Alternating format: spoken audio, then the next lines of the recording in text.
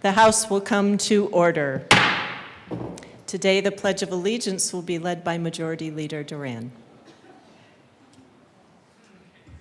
Thank you. Please follow me in the pledge. I pledge allegiance to the flag of the United States of America and to the republic for which it stands, one nation under God, indivisible, with liberty and justice for all. Majority Leader Duran, I have a special certificate for you. Mr. Schiebel, please call the roll. Representatives Bacon, AML Bacon, Excused. Barone, Basenecker, Bottoms, Bradfield, Bradley, Brooks, Brown, Caldwell, Camacho, Carter, Clifford, DeGraff, Duran, English, Espinoza, Ferre, Flanell, Froelich, Garcia, Garcia Sander, Gilchrist, Representative Gilchrist is excused. Goldstein, Gonzalez, Hamrick, Hartsook, Jackson, Johnson, Joseph, Kelty, Leader, Representative Leader is excused. Lindsay, Luck, Lukens, Mabry, Marshall, Martinez, Morrow, McCormick,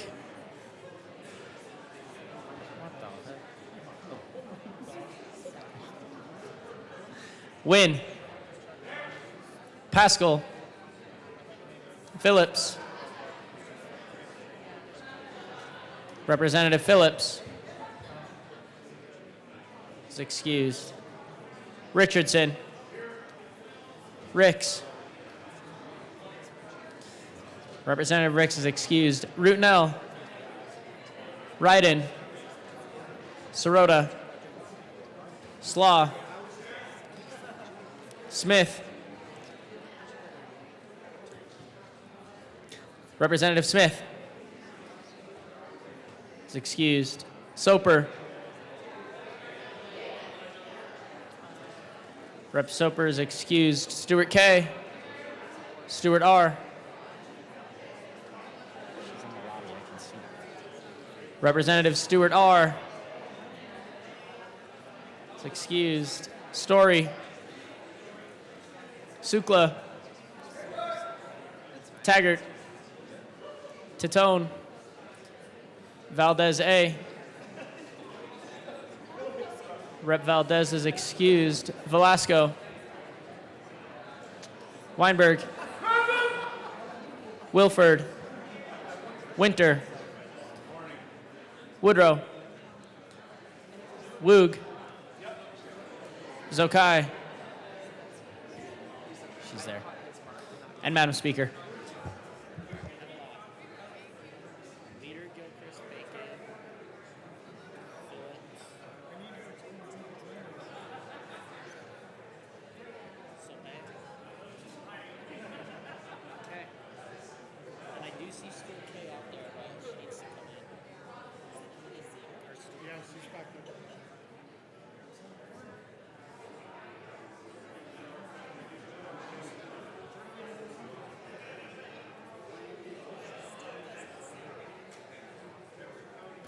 With 61 present, 4 excused, we do have a quorum. Madam Majority Leader.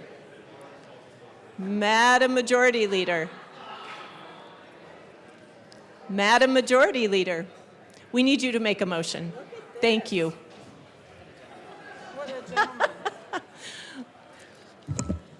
Madam Speaker, I move that the Journal of Monday, March 23rd, 2026 be approved as corrected by the Chief Clerk. Members, you have heard the motion that the journal be approved as corrected by the Chief Clerk. All those in favor say aye. All those in favor say aye. All those opposed, no. The ayes have it. The motion is adopted. Members, we are going to do announcements and introductions before we get into thirds. Really appreciate folks signing up first thing in the morning. Thank you.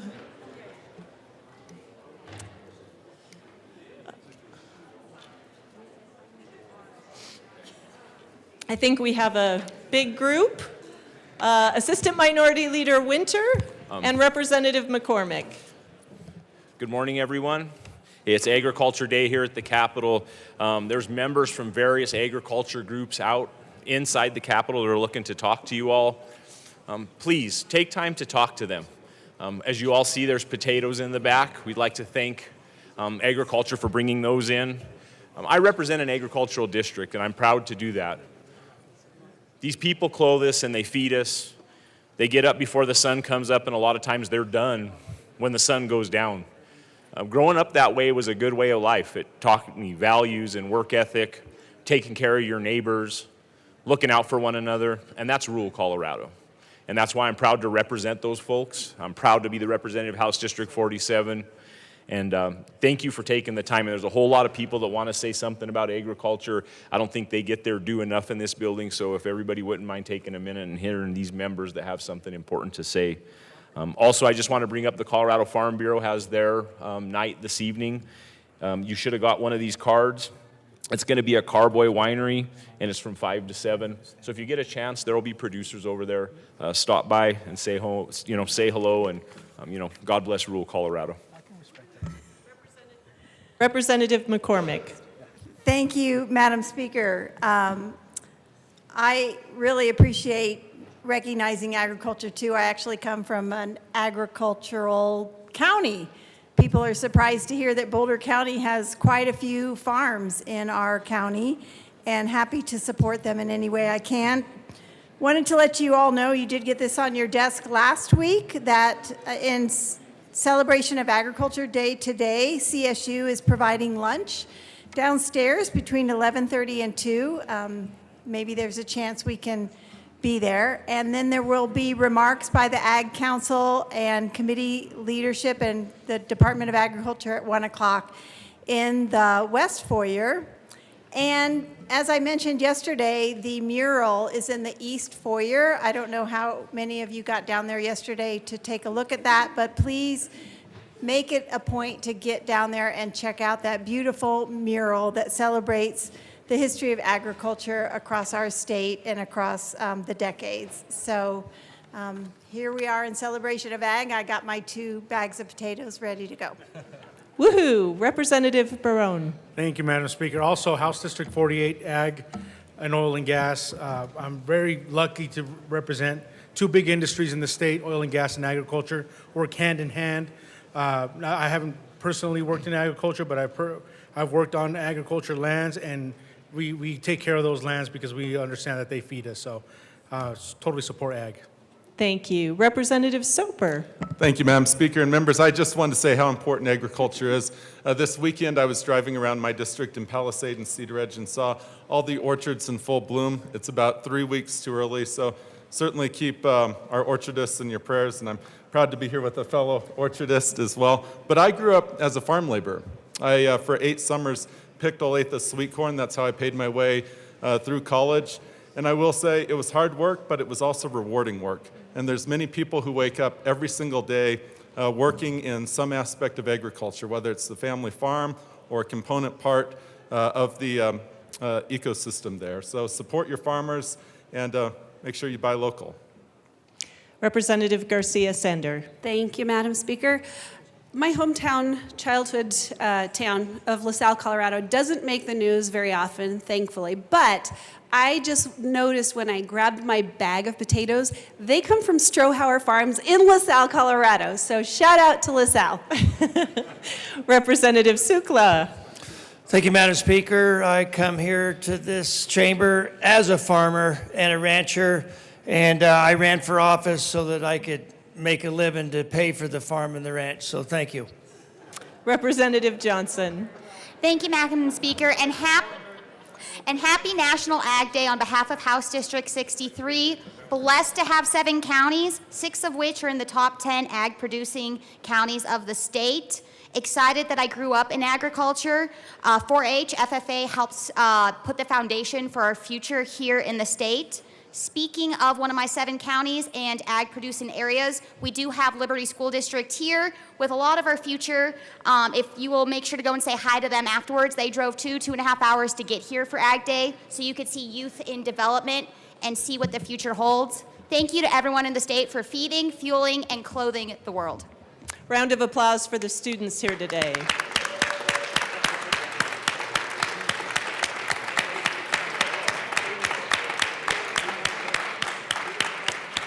Representative Gonzalez. Thank you, Madam Speaker. And coming from Weld County, we not only feed and fuel the country, the state and across the country, but we produce over $1 billion of GDP worth of agriculture. And so our agriculture people are most important because the food that we put on the table comes from ag. It does not magically appear in the grocery store. So our farmers, our ranchers who work very hard, make sure they have a good harvest and a good season. We must stand with our agriculture people. It's an important part of the sector here in Colorado. And Weld County, we say thank you. Don't make decisions for us, make decisions with us. Representative Martinez. Thank you, Madam Speaker. Members, you asked, we delivered from the San Luis Valley. The potatoes that you have been asking for all year are back in the back corner, right from my hometown of Monte Vista. Make sure that you thank some of the producers that are in the building today, and thank them for that, and enjoy your potatoes. Woohoo! Representative Richardson. Thank you, Madam Speaker. Thank you, folks. You've heard me talk about it before. I love my district. They're great folks. Great district. Farmers and ranchers are the heart and soul of the heritage of this state. Just to distill it down, they put food on our tables. They put fiber and leather out for our clothing, our shoes, grain and grape for liquor and wine. So without them, we would be hungry, naked, and sober, and nobody wants to live that way. So thank a farmer, thank a rancher. Thank you. Excellent. Thanks, everyone. I add my voice to the chorus. I am the daughter of 2 proud North Dakota farmers, and my district has a strong agricultural workforce and a lot of family representation. Representative Bottoms. Thank you, Speaker. We have some special guests with us today. There's a group called Great American Outpost, which is a collection of homeschoolers across the state and even more than that. And we have a strong Great American Outpost down in Colorado Springs, but we have the Littleton Great American Outpost right over here that is with us, that are part of the homeschooling group. So let's acknowledge them.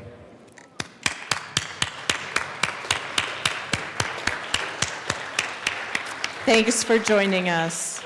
Representative Mabry. Thank you, Madam Speaker. Judiciary Committee members, we're going to be meeting 10 minutes upon adjournment in room 107. We're going to hear House Bill 1290, House Bill 1283, House Bill 1138, and House Bill 1106. 10 minutes upon adjournment. Thank you. Representative Titone. Thank you, Madam Speaker.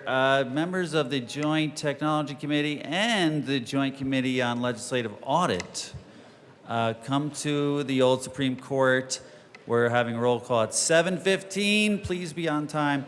We're going to be talking about the Governor's Office of Information Technology, Cybersecurity Resiliency, IT Performance Audit, Public Report, January 26th, Executive Session.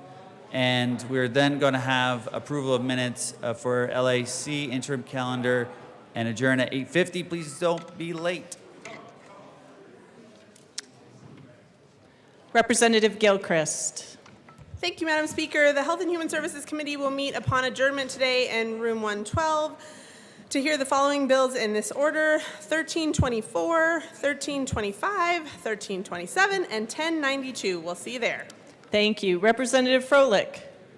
Thank you, Madam Speaker. The Transportation, Housing, and Local Government Committee has an action-packed day upon adjournment in LSBA 1196 and 1316 for action only. Senate Bill 25, Senate Bill 53, 54, 61, and the amazing 1318. Thank you. Seeing no more announcements or introductions, members, we are moving into thirds. Madam Majority Leader.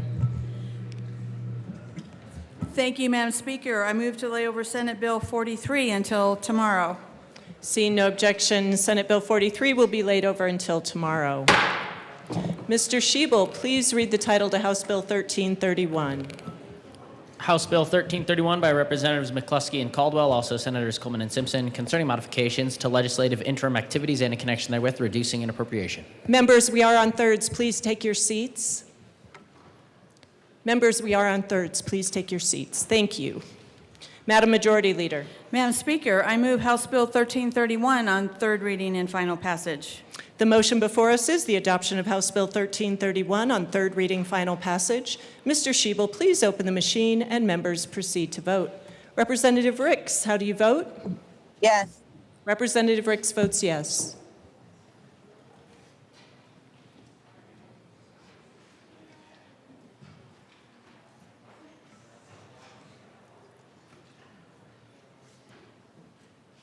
Please close the machine. With 61 aye, 4 no, 0 excused, House Bill 1331 is adopted. Co-sponsors.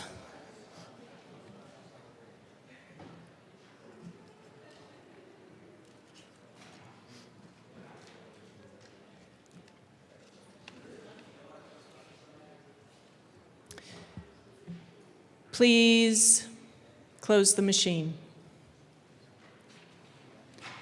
Mr. Schiebel, please read the title to House Bill 1332. House Bill 1332 by Representatives McCluskey and Duran, also Senators Rodriguez and Simpson, concerning the Legislative Department Cash Fund. Madam Majority Leader. Madam Speaker, I move House Bill 1332 on third reading and final passage. The motion before us is the adoption of House Bill 1332 on third reading, final passage. Mr. Schiebel, please open the machine and members proceed to vote.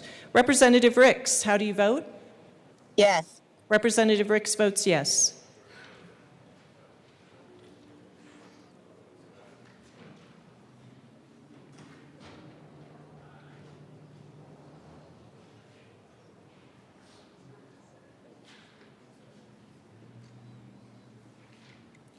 Please close the machine. With 65 ayes, 0 noes, 0 excused, House Bill 1332 is adopted. Co-sponsors.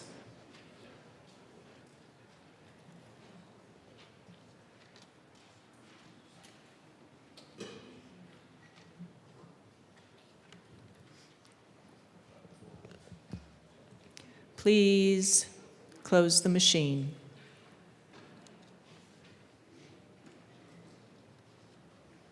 Mr. Schiebel, please read the title to House Bill 1333. House Bill 1333 by Representatives McCluskey and Duran, also Senators Rodriguez and Simpson, concerning the payment of the expenses of the Legislative Department. Madam Majority Leader. Madam Speaker, I move House Bill 1333 on third reading and final passage. The motion before us is the adoption of House Bill 1333 on third reading, final passage. Mr. Schiebel, please open the machine and members proceed to vote. Representative Ricks, how do you vote? Yes. Representative Ricks votes yes.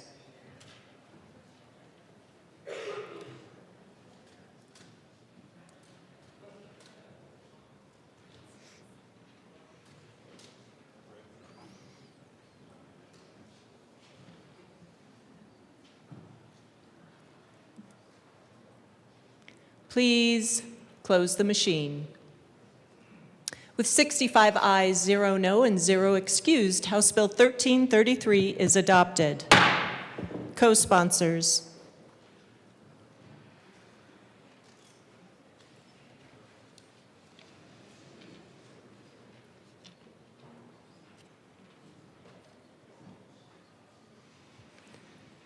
Please close the machine.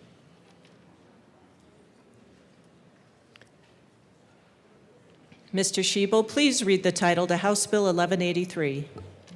House Bill 1183 by Representatives McCormick and Duran, also Senators Cutter and Pelton B, concerning the continuation of the licensing of pet animal facilities by the Commissioner of Agriculture in accordance with the Pet Animal Care and Facilities Act and in connection therewith, implementing the recommendations contained in the 2025 Sunset Report by the Department of Regulatory Agencies. Madam Majority Leader. Madam Speaker, I move House Bill 1183 on third reading and final passage. The motion before us is the adoption of House Bill 1183 on third reading, final passage. Mr. Shebel, please open the machine and members proceed to vote. Representative Ricks, how do you vote? Representative Ricks, you are on mute.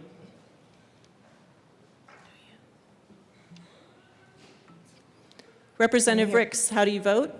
Yes. Representative Ricks votes yes. Please close the machine.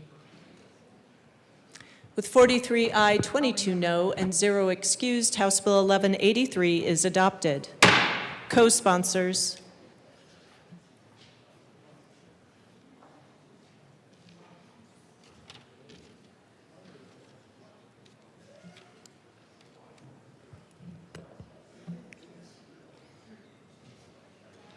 Please close the machine.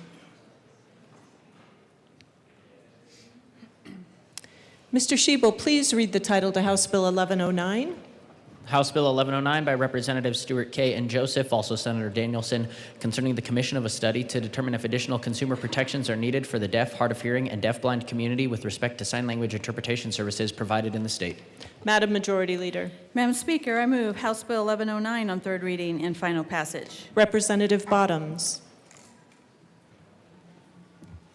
Thank you, Speaker.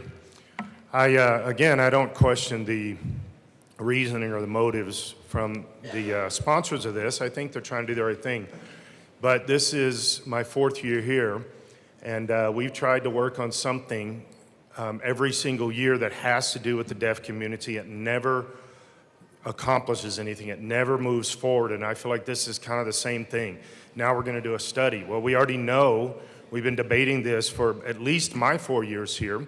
We know the deaf community needs stuff. We know just down in Colorado Springs, we've talked about this 2 years in a row, that the School for the Deaf and Blind need a lot of help.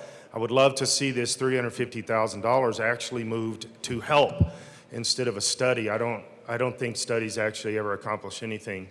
And so that, to me, this is a bad use of this money. It's just another kind of spinning the wheel around but never getting anywhere with this. And so I'm strongly invested in the deaf community, very strongly invested. I have a lot of people that I work with regularly that are from the School of the Deaf and Blind in Springs. And I just think this should be a no vote. Let's put this money where it needs to go rather than another dead end, which is a study. Seeing no further discussion, the motion before us is the adoption of House Bill 1109 on third reading and final passage. Mr. Shebel, please open the machine and members proceed to vote.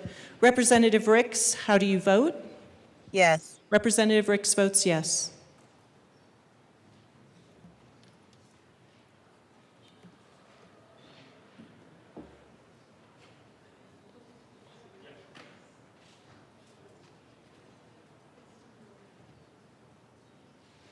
Pascal.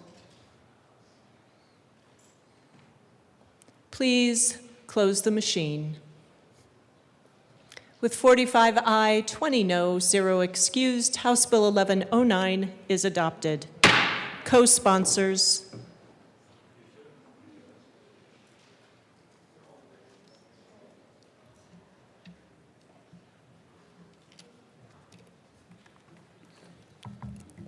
Please close the machine. Mr. Shebel, please read the title to House Bill 1308. House Bill 1308 by Representatives Basin, Ecker, and Woodrow, also Senators Amabile and Ball, concerning lot splitting approval by subject jurisdictions. Madam Majority Leader. Madam Speaker, I move House Bill 1308 on third reading and final passage. The motion before us is the adoption of House Bill 1308 on third reading, final passage. Representative DeGraff, please get down to the well sooner. Thank you. Representative DeGraff. Thank you, Madam Speaker. Just looking at some of the things that this is based on, we don't have a birth rate in the state that is supportive of this agenda. This is cutting lots. There are reasons that these properties are the size that they are. A lot of them are for water runoff to make sure that we replenish our aquifers. That is why, being in a high desert, a lot of these areas were cited for that. Like, you might not be able to have more than one house inside of an acre for a lot of these. The demographers trying to go through their website, they are mysteriously expecting, despite a declining birth rate, they're expecting somehow after 2025, total fertility is expected to increase slightly. Why? I don't know. They don't really say. They just somehow come across the number of 34,100. Now, what we have is we don't have units per year.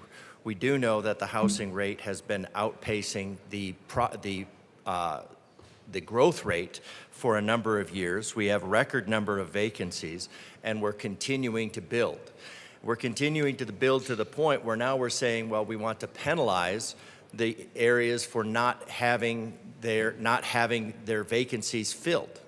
And instead of dealing with the actual rising cost of housing by dealing with the regulation, dealing with the other costs involved, we are taking this idea and we're violating the zoning.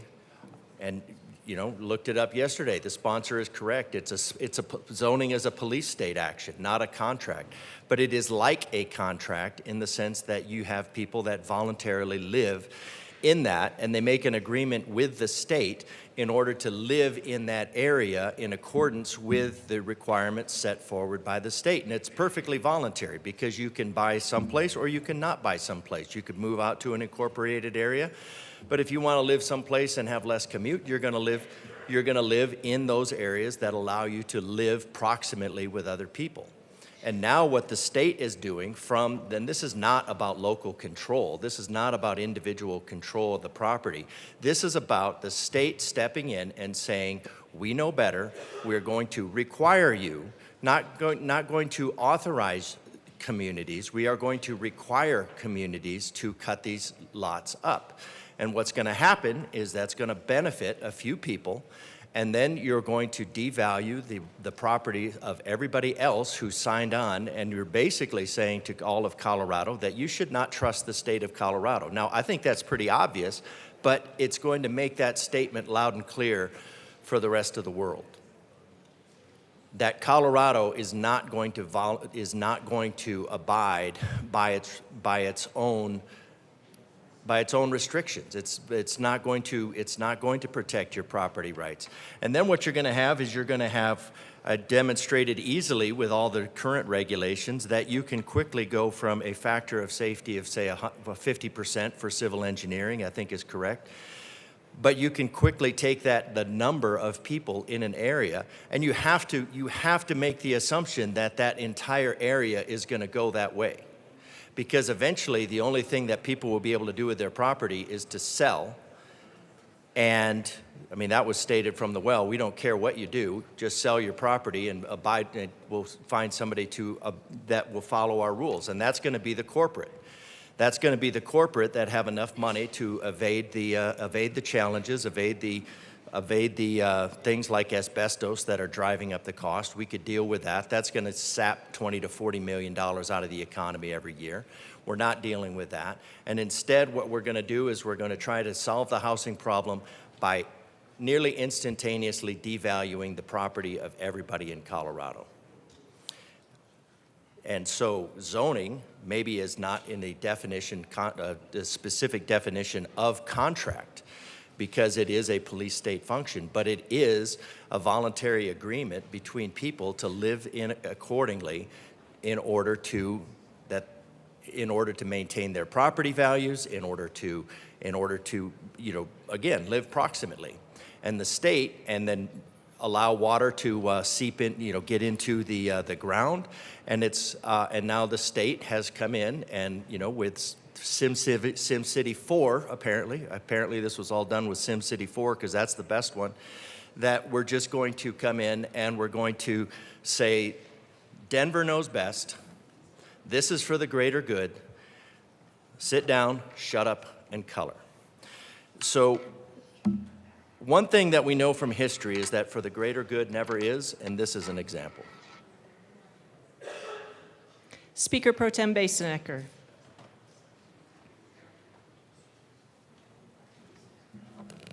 Thank you, Madam Speaker. It's an honor to serve with you. Honor to serve with you. Members, there's a lot to unpack there. I will just offer a couple statistics. This comes to us from a nonpartisan think tank talking about people in your districts. In Larimer County, 79.9% of people cannot afford a home at the price they are currently being built. In Adams County, that's 72.7%. El Paso County, 72.1% of people cannot afford a home. Arapahoe County, 71.5%. Boulder County, 68.9%. Jefferson County, 68.6%. Mesa County, 68.1%. Broomfield County, 65.9%. Weld County, 65.5%. Douglas County, 65.2%. Pueblo County, 62.5%. Denver County, 60.8%. I'm not a Denver legislator. I like working here. But I can tell you my county's at the top of that list. And our local governments are doing everything they can to solve this problem. I suspect the same is true of your local governments.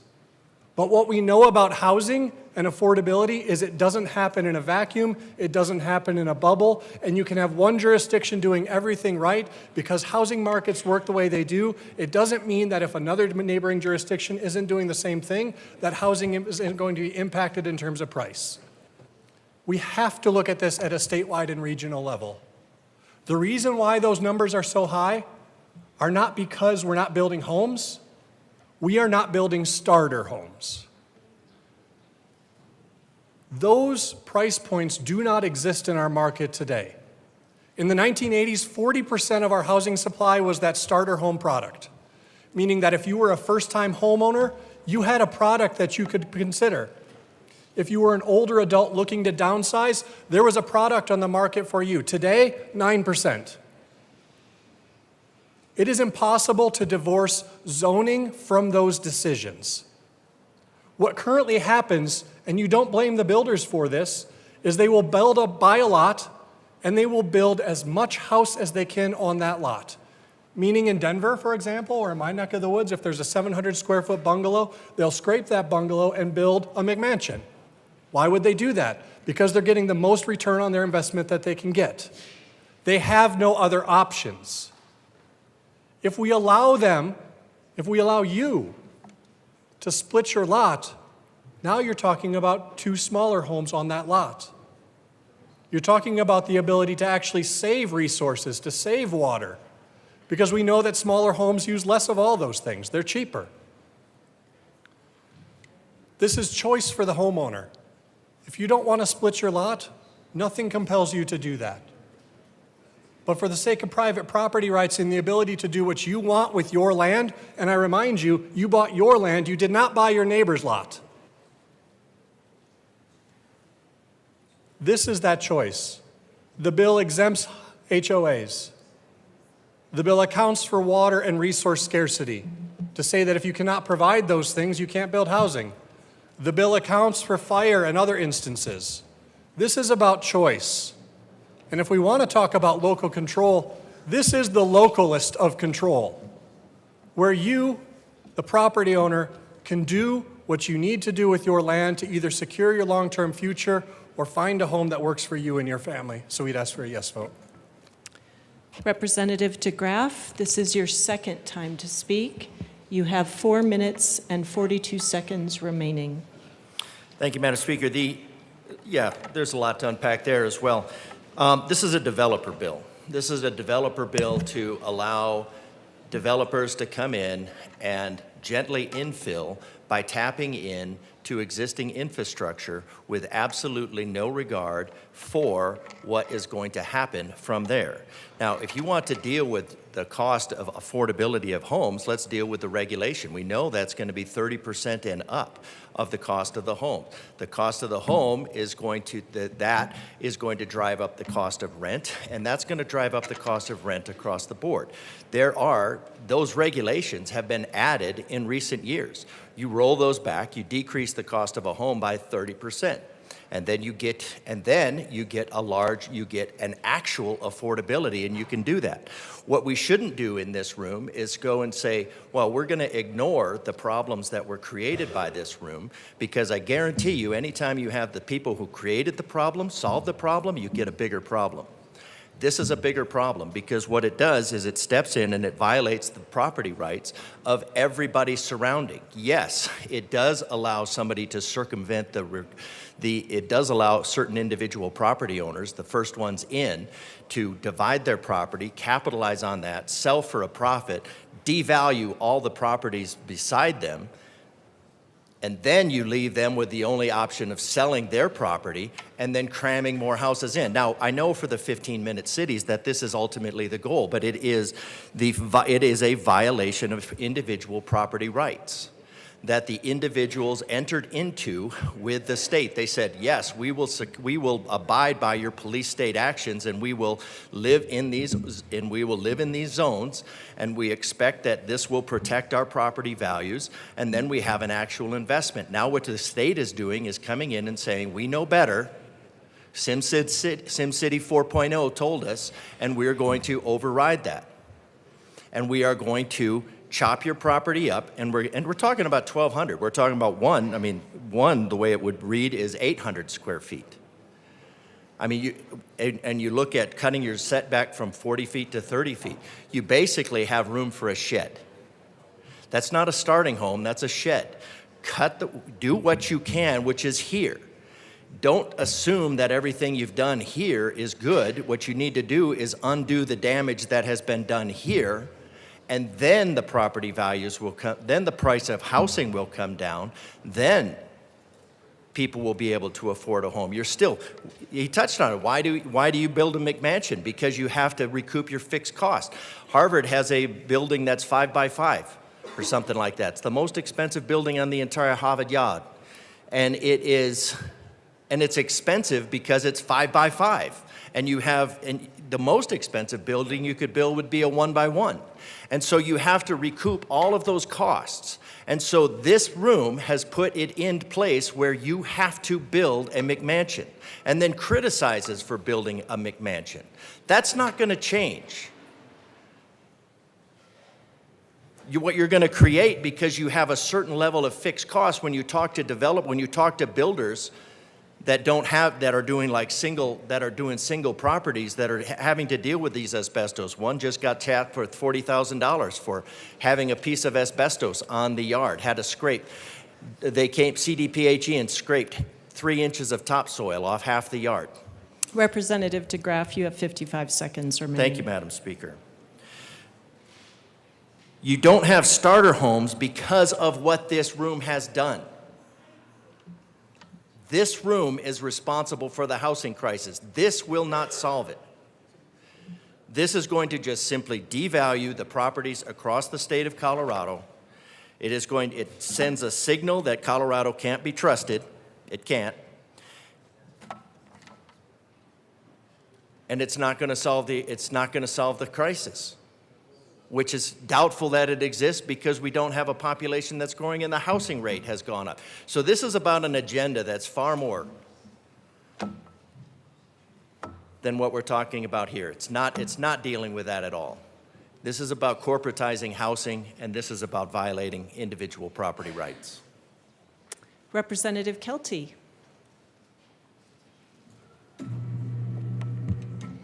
Thank you, Madam Chair. Or Speaker, sorry, I apologize. Thank you. I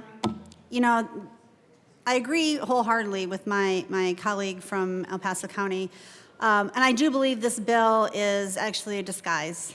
It is a disguise in saying that they want to increase the ability to build more homes, more affordable homes. It's not. When my colleague mentioned McMansions, that's about pretty much what's going to happen. We've seen these massive houses being crammed together. You're just going to see more of that.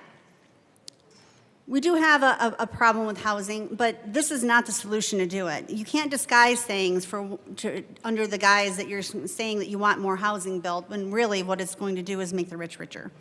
The problems with this bill and how it's not going to do what you intended to do is because the cost of building a house, the high cost of building a house, is the fault of under this dome. We've put so many laws out there, so many regulations on building, it's not going to lower the cost of building a home. We have international building codes that we saw. That's going to raise everything from $20,000 to $30,000 a home. I mean, with all the regulations you put on our developers and on all of our builders, it will not do what you think this bill is going to do. It's not going to lower the cost of building a starter home. Doesn't matter where you put it. It's going to cause areas of mass cluster population, number one. It's going to cause people to think that they're going to be able to afford their property taxes. They won't be able to, number two. And it's not going to save water. Like, I don't understand that. It's actually going to increase water in certain populations. When you flush the toilet for one home, it takes up a certain amount of water. When you flush it for 3 homes on the same property, guess what? That's 3 times the amount of water. It's not going to save anything. It's not going to save water. It's not going to save pricing. It's not going to save the cost of building a home. It's not going to save the ability for people to be able to afford a starter home. If we really want that to happen, we would lower or take away a lot of the regulations that we have put on our builders. We would make it much more affordable to build the home. It's the only way you're going to lower costs. Lower the rest of the costs of living as well. From groceries, to fees, to everything else that we slap on the people of Colorado. This bill is not the answer. And then you slap a safety clause on it, which takes away the voice of the people to be able to say, hey, maybe this is not what we want. Let's step back and think for a minute as the people of Colorado. There are bosses, or should be. It's not your voice that matters at all. It's theirs. This bill is not going to save anything, and it's not going to save Colorado. I'm asking everyone to really think about this, and please vote no. Representative Gonzalez. Thank you, Madam Speaker. I normally don't come up here on Thursdays. I promise you I will not take up the full 10 minutes. I just want to address some of the remarks that were made up here in this well. When we want to work towards affordable housing, I think we should really take a look in the mirror and understand that the policies that this body, both the House and the Senate, over the last 9, even 10 years, have pushed on the people of Colorado, which are making it increasingly unaffordable. And while we continue to provide tax credits, that alone does not address the root cause of the cost of living, whether it's groceries or energy or housing. In this particular bill, I think that we should also consider many aspects that there are in affordable housing. And that is, for starters, the regulations that my colleague from El Paso just mentioned. We're the 6th most regulated state in the country. These regulations take time, they take money, it adds up costs, it drives up the cost. When we continue to have a very slow and complicated and complex permitting process, I think that also complicates things for people who want to build. When we continue to push laws that cause frivolous lawsuits, litigations for anybody to be sued for any reason by anyone, for anything, I think the developers and the builders, they see that as a liability and they don't want to do business here alone. And you're starting to see businesses not only shut down, but pull out of Colorado altogether. And what you're ultimately going to have is you're going to have corporations running everything. And I think one of the things, too, that we should understand about this policy is the stakeholding process with it. And, I understand the intentions of the sponsors of wanting to the root cause of this policy. But I think we continue to go after landlords. And I think landlords are a big part of the equation when we want to have affordable housing, because tenants need landlords and landlords need tenants. And I hear from many landlords, not only in my district, but across the state, who say, we're done. We cannot continue to keep up with these policies that come from the Gold Dome because they continue to prioritize tenants over landlords. And while there needs to be a balance and protections for, yes, the tenants, there should also be protections for landlords. You know, there are bad tenants and there are also bad landlords, but not all of them are all bad people. And I think we need to understand that when we're trying to address affordable housing and making sure that we have housing for all or affordability, we should be addressing and looking at those aspects as well because it is important. And, you know, I invite you, if you have not done so, talk to some of your landlords in your district to get a good understanding of what these policies are doing to them, because these are not big, giant entities. These are mid and level landlords who are suffering like the rest of us here in Colorado. And so, you know, I would like to support this bill, but I cannot. So I urge everybody to vote no. Representative Brooks. Speaker, thank you. You're welcome. Look, I guess there's a couple of different ways that you can view folks coming up here into the well and speaking. You just feel particularly argumentative. I suppose you probably could look at it that way. I look at it instead of this is a topic that obviously there needs to be a lot of discussion around. And there's not necessarily the easy kind of off-the-shelf solution. And some of the solutions that are being brought forward, you know, we're just not entirely comfortable with. Now, I have said before, I'll say again that I very much appreciate my colleague from Larimer County, you know, his work in this space. This is not the only affordable housing-related policy that you will see from the representative from Larimer County, and that's because working very hard in this space to try to find solutions. I will tell you that right there, of the number of counties that were mentioned that he brought up in statistics, Douglas County was right there. And now it wasn't, you know, top 5, but Douglas County was on that list, and I understand that. I won't attempt to argue that Douglas County has had issues, continues to have issues, and has a lot of work to do in the affordable housing space. I get that. However, I just do not believe that this is the policy that addresses that adequately. The conversation has started to turn a little bit, which I appreciate. I believe that my colleague from El Paso brought up the whole picture. You know, I want to dive into that a little bit more. That their land cost is not the single contributing factor, not the single deciding factor to increase in housing prices. Yes, it has played a part, but to say that we're able to surgically go in and attack this from a land standpoint by lot splitting doesn't address the other issues. It doesn't address the other pieces. I find that to be a common theme here, is that a lot of times we're not really trying to get at the root cause. We're trying to find a solution, and I applaud those efforts because there is a solution that does need to be found. However, we're not driving at the root cause. My mind, some of the other factors that contribute to an affordability issue have to do with even labor costs, construction costs, materials costs. That's just on the construction side. The labor and materials just on the construction, that's driving towards it. You want to go even further about labor and materials specifically, you can talk about how that impacts the infrastructure, the impact fees. I know that in Castle Rock, we had to increase our impact fees. That's what you're paying right off the bat to be able to get your sewer lines and your water lines, everything that you need to be able to connect to the municipality in the ground to make that home one that you would even want to consider buying. Those impact fees go up every single year. And that's very difficult for me to sit and witness, but those impact fees are also driven by material costs and by labor costs. We're not even having in this discussion the conversation about the impact of rising insurance costs and property taxes.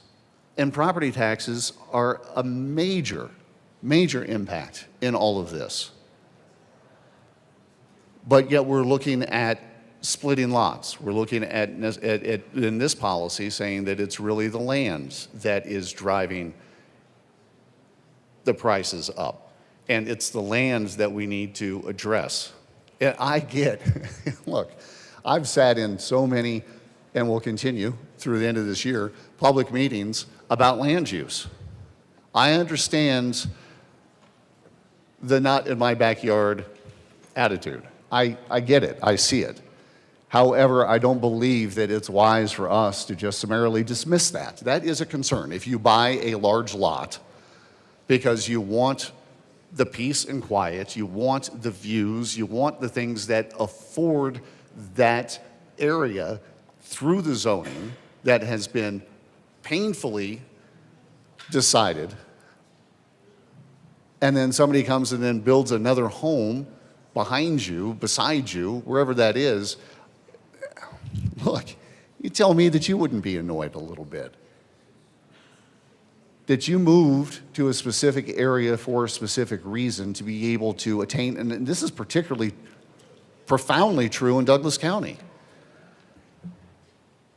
The open space, the peace and quiet, public safety notwithstanding, the open space and the peace and quiet are major contributing factors to why people are looking to build in Douglas County. Does that mean that there is probably some unaffordable homes? Yeah, you bet. But I'll tell you that there's a developer that I spoke with recently that wanted to come to market with $900,000 homes. I'm not trying to make an argument that that's affordable, that that's a starter home. I get that it's not. It was never meant to be in this particular area.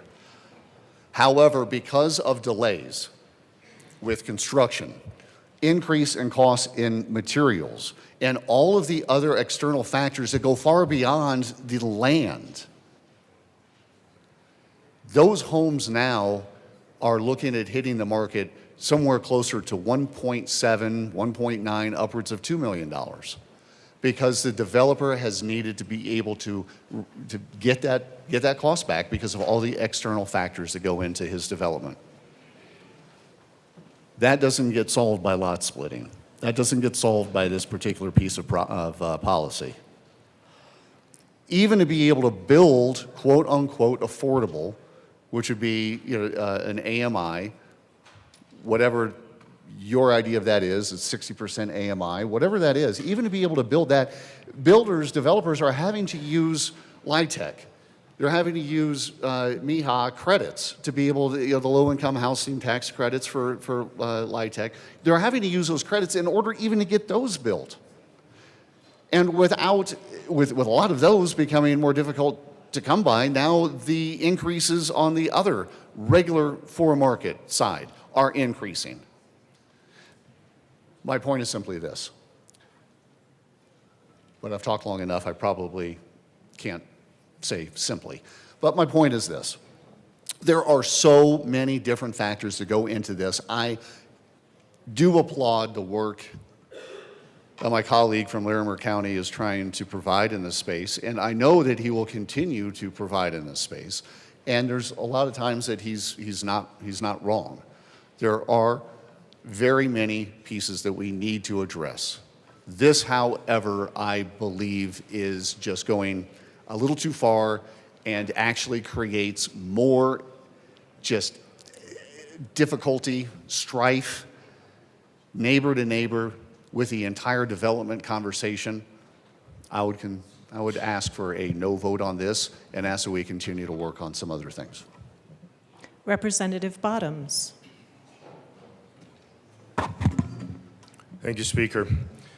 This will increase property taxes because when you do some kind of addition, you do some kind of upgrade, if that's what this is considered. I see it as a downgrade, but it would increase property tax. But let me give you the path of affordable housing. That it doesn't matter what state you're in. This is the path for everywhere for affordable housing. First is mobile home, then modular home, then townhome condos, and then starter homes, and then you go up from there. It's interesting that the group of people that are trying to say, hey, I have a fix on this, are the same people 3 years in a row that have put all kinds of requirements on mobile home parks and attacked mobile home parks and going to put some of them out of business. Now, that's the first step of affordable housing. There has been more regulations on all housing, which includes the modular homes, which makes it more difficult for that step. We actually had legislation come out of this building 10 years ago, that made it very easy to sue townhomes and condos. And most people don't realize this, but we did not build townhomes and condos in the state of Colorado for 8 years. Common Sense Institute put out a lot of statistics about that. Not one condo or townhome in 8 years. Why? Because of the regulation coming out of this building. Well, that is a major step in affordable housing. And the same group that is trying to fix it now is the same group that made that impossible to build those. And about 1.5 years, 2 years ago, we started building condos and townhomes again. That's a very important step. And so to destroy all of that and then jump to straight to starter home or smaller housing, to say that's our goal, well, this bill does nothing to accomplish that.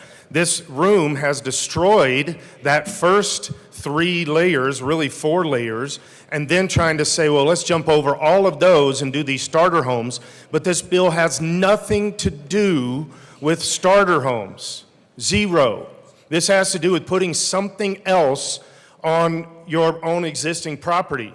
A tiny home, something like that you can put off to the side, a renovated shed, whatever they got planned for this, but you've already destroyed all of the beginning, but now you come back and say, well, we have the new plan. The new plan is we're going to lot split and put all these extra spaces, whatever they are, on the existing property. This does nothing to help. It continues to hurt. Always be careful when the people that destroyed everything comes and tells you they have the new solution. And that's what's going on right here. Representative Sukla. Thank you, Madam Speaker. So I believe the solution, one of the main solutions and the priority solution is staring us in the face. So when I go home, I go to Union Station and I get on the train and I take it to the airport. And as I'm riding that train, I'm looking out the window, and I see all of these warehouses, all these different buildings that are abandoned. They have spray paint all over them. I talked to a developer where I live that would have no skin in the game about this solution. He said that it's, and I brought this up before, you buy whiskey by the barrel, you sell it by the lot, by the shot. You buy land by the acre, you sell it by the lot. What we need to be doing is we need to, and this is something that is very interesting. I own a real estate company. It costs half price of what a house in Kansas, in the state of Kansas, it's half price to buy a home than it is in the state of Colorado. Half price. Why? A 2x4 costs the same in Kansas as it costs in Colorado. The reason is because of the regulations. When we were in transportation, we had an idea. I don't remember which representative brought it, but the idea was talking about co-ops. There's only 10 of them in the state, never heard of them before. And why don't we take all of the infrastructure's already there, the roads are in place, the water's in place, the electricity's in place.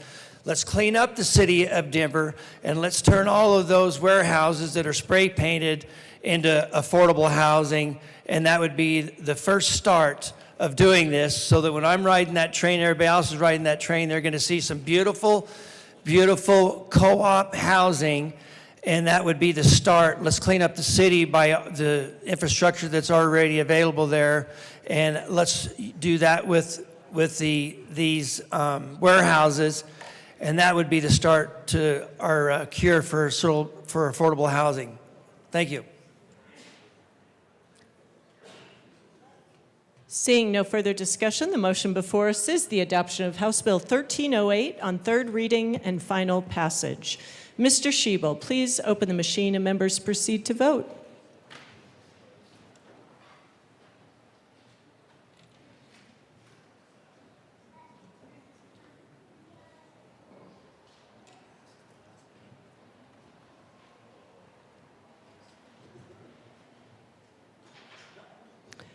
Please close the machine. With 39 aye, 26 no, and 0 excused, House Bill 1308 is adopted. Co-sponsors.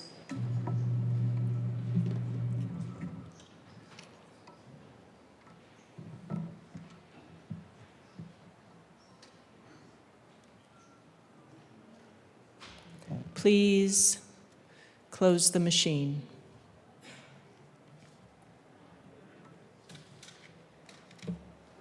Mr. Shebel, please read the title to House Bill 1241. House Bill 1241 by Representatives Marshall and Bradley, also Senator Marchman, concerning the notice required to make a material change to a contract entered into with a healthcare provider. Madam Majority Leader. Madam Speaker, I move House Bill 1241 on third reading and final passage. Representative Bradley. Thank you, Madam Speaker. I just wanted to go over what this bill does, and I appreciate the representative from Douglas County letting me add into this as a provider in this state so that the carriers aren't out of money and the providers aren't out of money.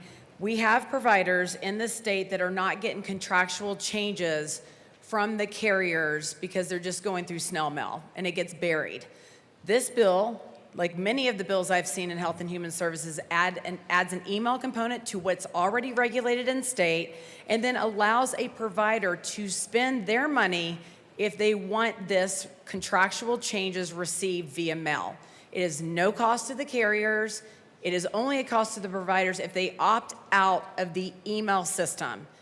These involve rate changes, reimbursement changes, and can affect patient affordability when they come to our clinics. Thank you for letting me get on this bill. Thank you for letting me make it better. I'm just kidding. I'm not, but it's a great bill. And for the providers in the state who continue to face shortages and cuts by this assembly, this is a good bill so that we are in the know of what contractual and material changes happen in our contracts so that we can best support patients. I urge an aye vote. Thank you. Seeing no further discussion, the motion before us is the adoption of House Bill 1241 on third reading and final passage. Mr. Shebel, please open the machine and members proceed to vote.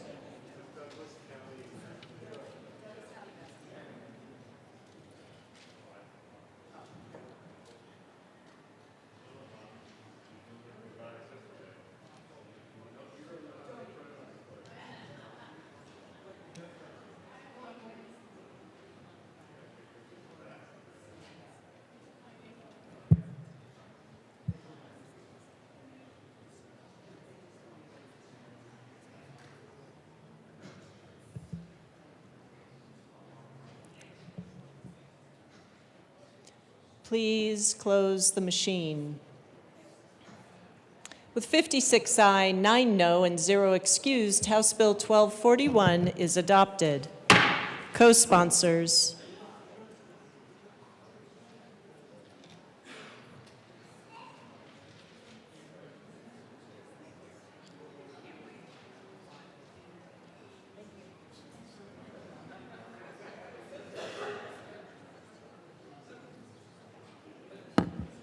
Please close the machine.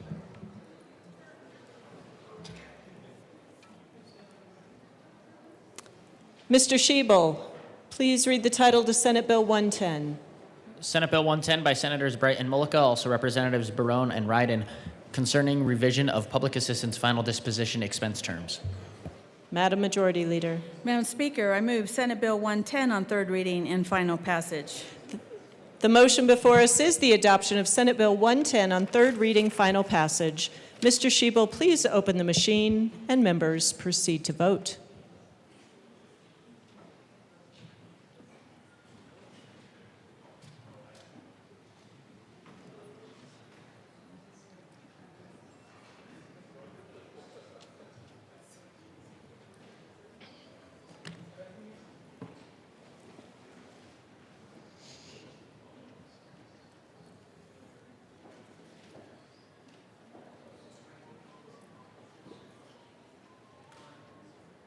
Please close the machine.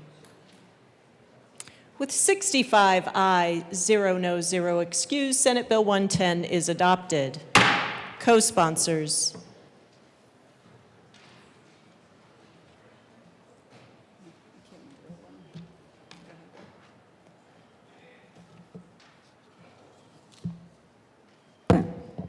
Please close the machine. Representatives Brown, Sirota, and Taggart are excused at such time as necessary for the Joint Budget Committee meeting. Madam Majority Leader. Madam Speaker, I move the following bills be made special orders on March 24th, 2026 at 10:18 a.m. House Bill 1339, House Bill 1214, House Bill 1242, House Bill 1260, House Bill 1188, House Bill 1006, House Bill 1197, and House Bill 1269. Seeing no objection, the bills listed by the Majority Leader will be made special orders today, March 24th at 10:18 a.m. AML Bacon. Members, you have heard the motion. Seeing no objection, Assistant Majority Leader Bacon will take the chair.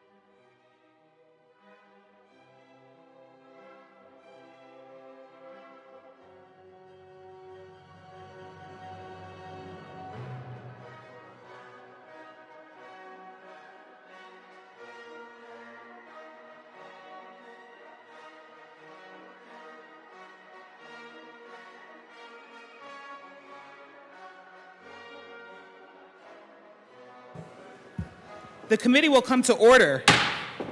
With your unanimous consent, the bills will be read by title unless there is a request for a reading of bill at length. Committee reports are printed in your bill folders.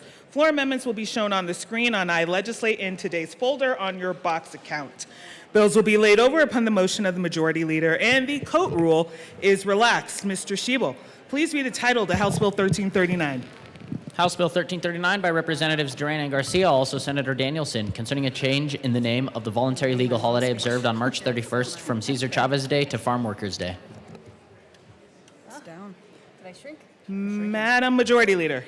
Thank you, Madam Chair. I move House Bill 1339. To the bill. Thank you, members. I want to begin by acknowledging that this is not an easy bill and was not an easy discussion with my family. When we talk about removing a name from statute, we are not just talking about policy. We are talking about history, we are talking about identity, and we are talking about people's lived experience. But this conversation did not start here. It started with survivors. It started with members of our communities who came forward with painful stories of sexual abuse and rape. I'm sorry, Madam Majority Leader. Members, I know we're beginning our work, but I'm going to ask for conversations to be taken to the side for some deference to this conversation, please. Thank you, Madam Chair. This conversation started with survivors. It started with members of our communities who came forward with painful stories of sexual abuse and rape, and who asked something very simple of us: to listen and to not look away. When serious allegations of sexual assault and abuse are raised, especially by those who have carried that pain in silence, we have a responsibility to respond with integrity. As a survivor of domestic violence, I know what it means to question whether your voice will be heard. I know what it feels like to carry something heavy and wonder if anyone will believe you, see you, and hear you. And I also know what it means when someone finally does. That is why this bill removes Cesar Chavez Day from the Colorado statute. This bill is not meant to erase history, not to dismiss the labor movement, but because when we choose who we honor in law, we must be willing to reevaluate that honor when harm is brought to light. And we must be willing to center those who too often go unheard. But this bill does more than that. It creates something stronger, something broader, something that belongs to the people it was always meant to recognize, our farm workers, because this story has never been about one person. It has always been about the workers. In Colorado, agriculture is not a small piece of our economy. It is the cornerstone. It generates roughly $47 billion in economic activity every year and supports over 195,000 jobs across this state. In rural Colorado, farm workers make up a crucial part of the workforce, helping sustain local economies and communities every single day. And many of those workers are our families who make up a significant share of the agriculture workforce and help keep this industry moving forward. But behind every number is a story, a family, a sacrifice, a legacy. I know that because it's my story. I'm the daughter of migrant farm workers. My family worked in the fields. My mother worked in those fields. She would wake up before the sun, work long days, and she would still come home to take care of her family. She believed in the promise of this country, even when that promise didn't always show up for her. And like many families, our journey was not easy. There were moments of struggle, moments where survival was not guaranteed, and moments that shaped who I am today. As a survivor, I understand resilience in a very personal way, the kind of resilience that is not loud, the kind that does not ask for recognition, and the kind that keeps going anyway. This is the same resilience I see in the farm workers across Colorado. This bill is about honoring them, the workers who harvest our food, the families who pass down traditions of strength and sacrifice, the communities whose contributions are often invisible, but absolutely essential. Farm workers are not a footnote in our history. They are the backbone of it. And today, we have an opportunity to recognize the truth in a way that is inclusive, forward-thinking, and rooted in dignity. By creating Farm Workers Day, we are not taking anything away. We are giving something back to the people who have carried this work for generations, back to the families whose stories deserve to be centered, back to a community that has shaped Colorado in ways we can never fully measure. This is about listening to survivors. This is about honoring workers. And this is about aligning our laws with our values. And let me be clear about what this moment means. To our Latino community, this is not about turning our backs on history. It is about telling the truth about it, holding it with honesty, and choosing to honor the people who carried that history on their backs every single day. We can be proud of where we came from and still have the courage to grow. We can honor our roots and still say that harm has no place in who we choose to lift up. And to survivors, especially those in our Latino community, we have too often been told to stay quiet, to protect reputations over truth, to endure instead of speaking out. I see you, I believe you, and today this body has an opportunity to stand with you, not in words, but in action, because silence has never protected us, but accountability can. This bill sends a clear message that we will not ignore harm, no matter how difficult the conversation, that we will not elevate legacy over lived experience, and that in Colorado, survivors will never have to wonder whose side we are on. We are on your side. And at this time, we're lifting up the true hearts of this story, the farm workers, the families, the generations who rose before the sun and built this state with their hands. This is not about erasing. This is about restoring dignity, restoring truth, and restoring honor to the people who have always deserved it. So today, we choose courage, we choose honesty, and we choose to stand with both survivors and the community that shaped so many of us. I respectfully ask for your yes vote today. Thank you. Representative, sorry. Sorry.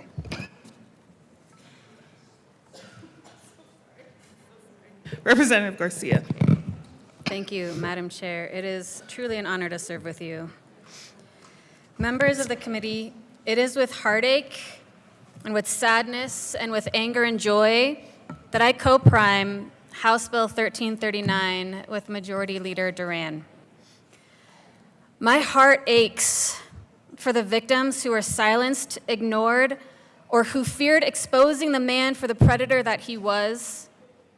My sadness is for the way this country continues to uplift predators, rapists, child molesters, child rapists as heroes instead of holding these people accountable. I'm grateful that Dolores Huerta finally built the courage to expose the abuses of the man who has been hailed as a hero of a movement. I'm grateful to the brave women who were assaulted as girls who never gave up the drive to bring this man to justice. And sadly, these same women and others who are still grappling with the abuses will never see true justice because Cesar Chavez is dead, much like the Epstein victims and survivors. But today, we can continue the process to remove the constant reminder that protecting these men is more important than justice for victims by changing Cesar Chavez Day to Farm Workers Day. This is where I find joy. Esmeralda Lopez, one of Chavez's victims, said, "The movement, that is the hero." Chavez was just a man who helped lead a movement, but he did not do it alone. There were thousands leading this movement. The farm workers were the ones who held the line for fair work practices and pay. The thousands of women like my grandmother and my aunt who worked the fields and raised their kids, they sacrificed, they risked everything for this movement. By renaming this day as Farm Workers Day, we are honoring the movement and the thousands who fought and continue to fight for fair work practices for farm workers. We are not honoring a man. My grandmother, my dad, my aunt, and my uncle, they were migrant farm workers back in the day. They would travel the harvesting circuit and pick potatoes, onions, peaches, and corn. They would have to shack up with dozens or so farm workers, men and women, in shacks during the harvest, jump on the back of trucks, hitchhike, or spend precious cents they earned per bushel, barrel, or basket for bus tickets to the next job. This day honors workers like them and the countless workers, women fighters who have largely been forgotten while the country and this state honored a single abusive man, and we can correct that today. By creating the Farm Workers Day, we have the opportunity to elevate this population who make it possible for you and I to have food on our tables, who do the grueling work in the grueling heat or the bitter cold so we can feed our families, who work day in and day out so that the crops don't spoil. And yet, even today, we see efforts to roll back the rights these farm workers have fought for so hard. Why are farm workers unique? And why do we need to make sure this movement continues? It's because they, as well as domestic workers, are exempted from overtime protection in the Fair Labor Standards Act nearly 90 years ago.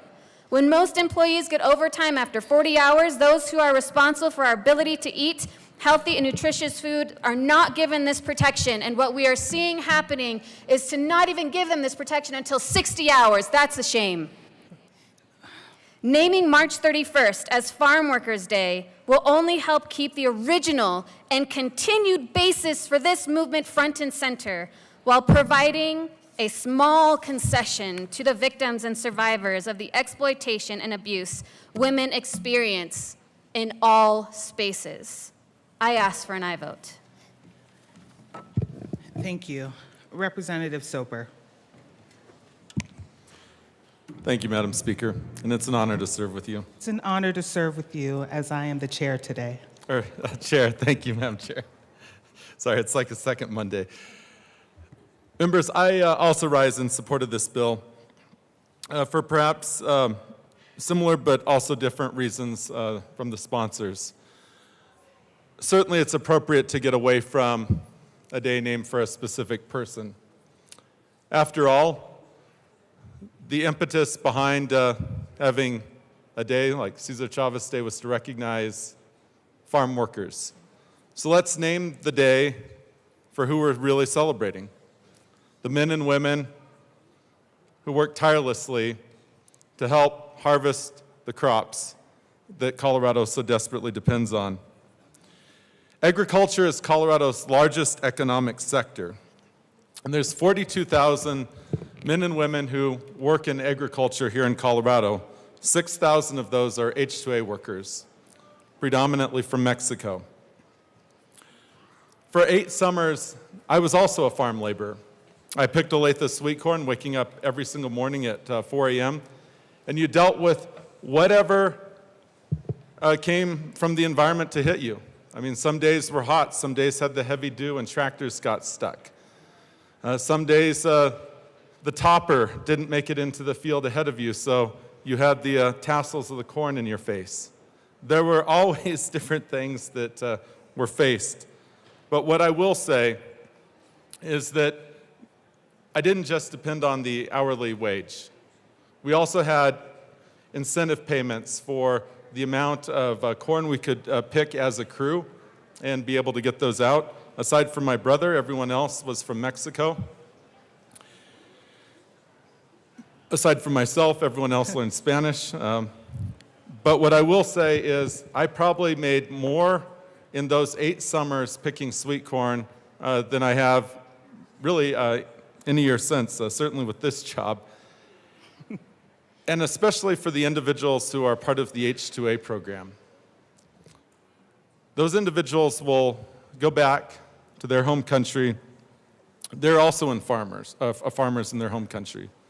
They invest in their own farm, whether it's in Mexico or Argentina or whichever country it is, and they make valuable investments back.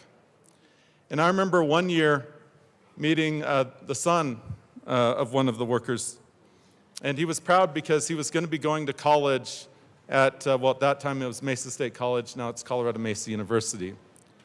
And he was proud of the fact that his entire family was being uplifted. And this is a form of, I would say, diplomacy, because it's access to learning about the American culture, earning a wage that you never would have earned in your home country, and then also looking at that long-term vision of being able to uplift that family. But that's only 6,000 out of 42,000 farm workers. So who are these other farm workers? Well, it's easy to stand and to say that there's a difference between the farmer who owns the land and the farm worker, but they're the same. The farmer who owns the land, he or she is going to be waking up also at 4 a.m. or earlier, or if you're a rancher, all throughout the middle of the night, especially during calving season. They're the same. And it's really important that we remember that they're the same workers. I had a conversation over this weekend with one of my friends who's an orchardist. And he said that for many years he actually didn't take a dime. They didn't know how they were going to make it. They continued to mortgage more and more fields. And he said he continued to make sure that anyone that was working for them was put first. They put all their investment there. But he said it was touch and go throughout the mid-90s to the mid-2000s, and that they did not know if they were going to make it. And he said if they had failed, there would have been dozens and dozens of individuals that relied on being able to work in the peach orchard industry that would not have had a job. And he said they obviously knew that many, many families relied on them, and that they put every effort into trying to expand new markets to be able to Obviously pray for whether it was not having a late frost or for more rain or snowpack. It seems like farming is so unpredictable. And farming is also not like factory work, which is also really important that we make sure we make this distinction clear.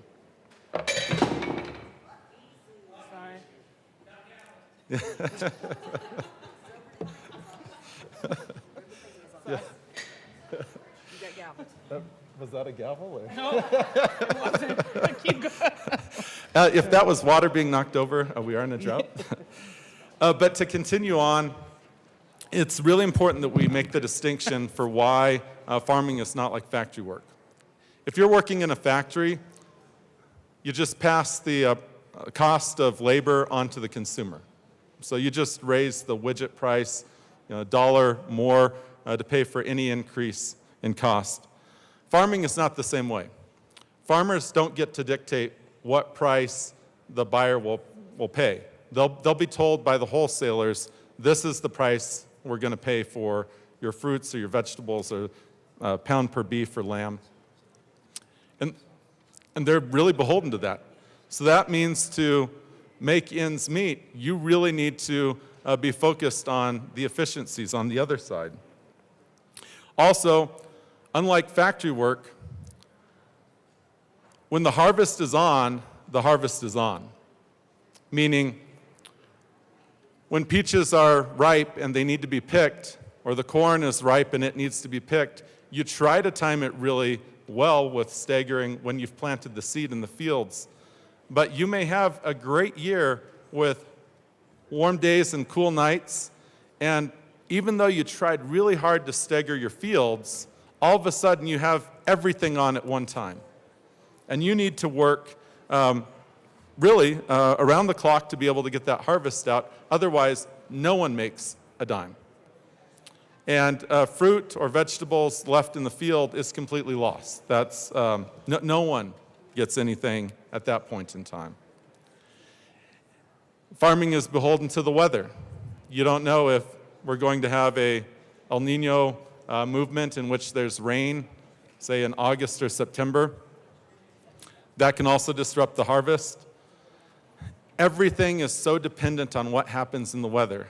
And there can be days when, as a farm worker, you're ready, you're willing, you're able to get out and pick, but you can't. Either you had some cold weather or you had rain that delayed things. And so you're basically sitting at home twiddling your thumbs, doing nothing. And so then when you can get into the fields or the orchards, you definitely want to give it your all, especially knowing that there are those incentive payments. It's important to understand how that payment system works, because it is definitely not at all like the factory worker side. And I do want to make that clear. Lastly, for why I'm really proud that we're naming this Farm Worker Day. Throughout my district, we actually, at the end of harvest, everyone in the agricultural sector comes together in their respective communities, whether it's Delta, Olathe, Palisade.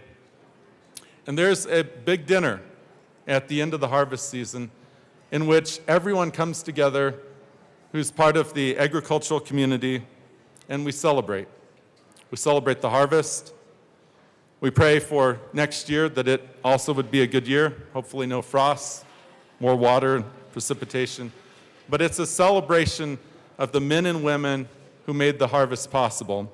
And changing the name to Farm Worker Day further celebrates those individuals who wake up every single day putting food on our table, and we should thank them. Thank you. And members, I would invite us to speak to the title. There's a lot of discussion that can be had within the space of farm workers, but I would invite us to talk to the theme of the title, which is concerning a name change. Representative Gonzalez.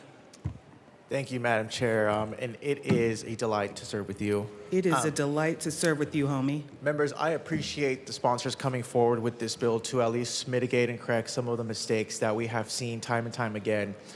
We have seen patterns, and this is not meant to be political, because these type of abuses transcend party lines and race and identities and creeds and religions, and it knows no bounds. When people who abuse women and children, especially children, we have seen a culture that we must be able to openly talk about it and not see it as a taboo.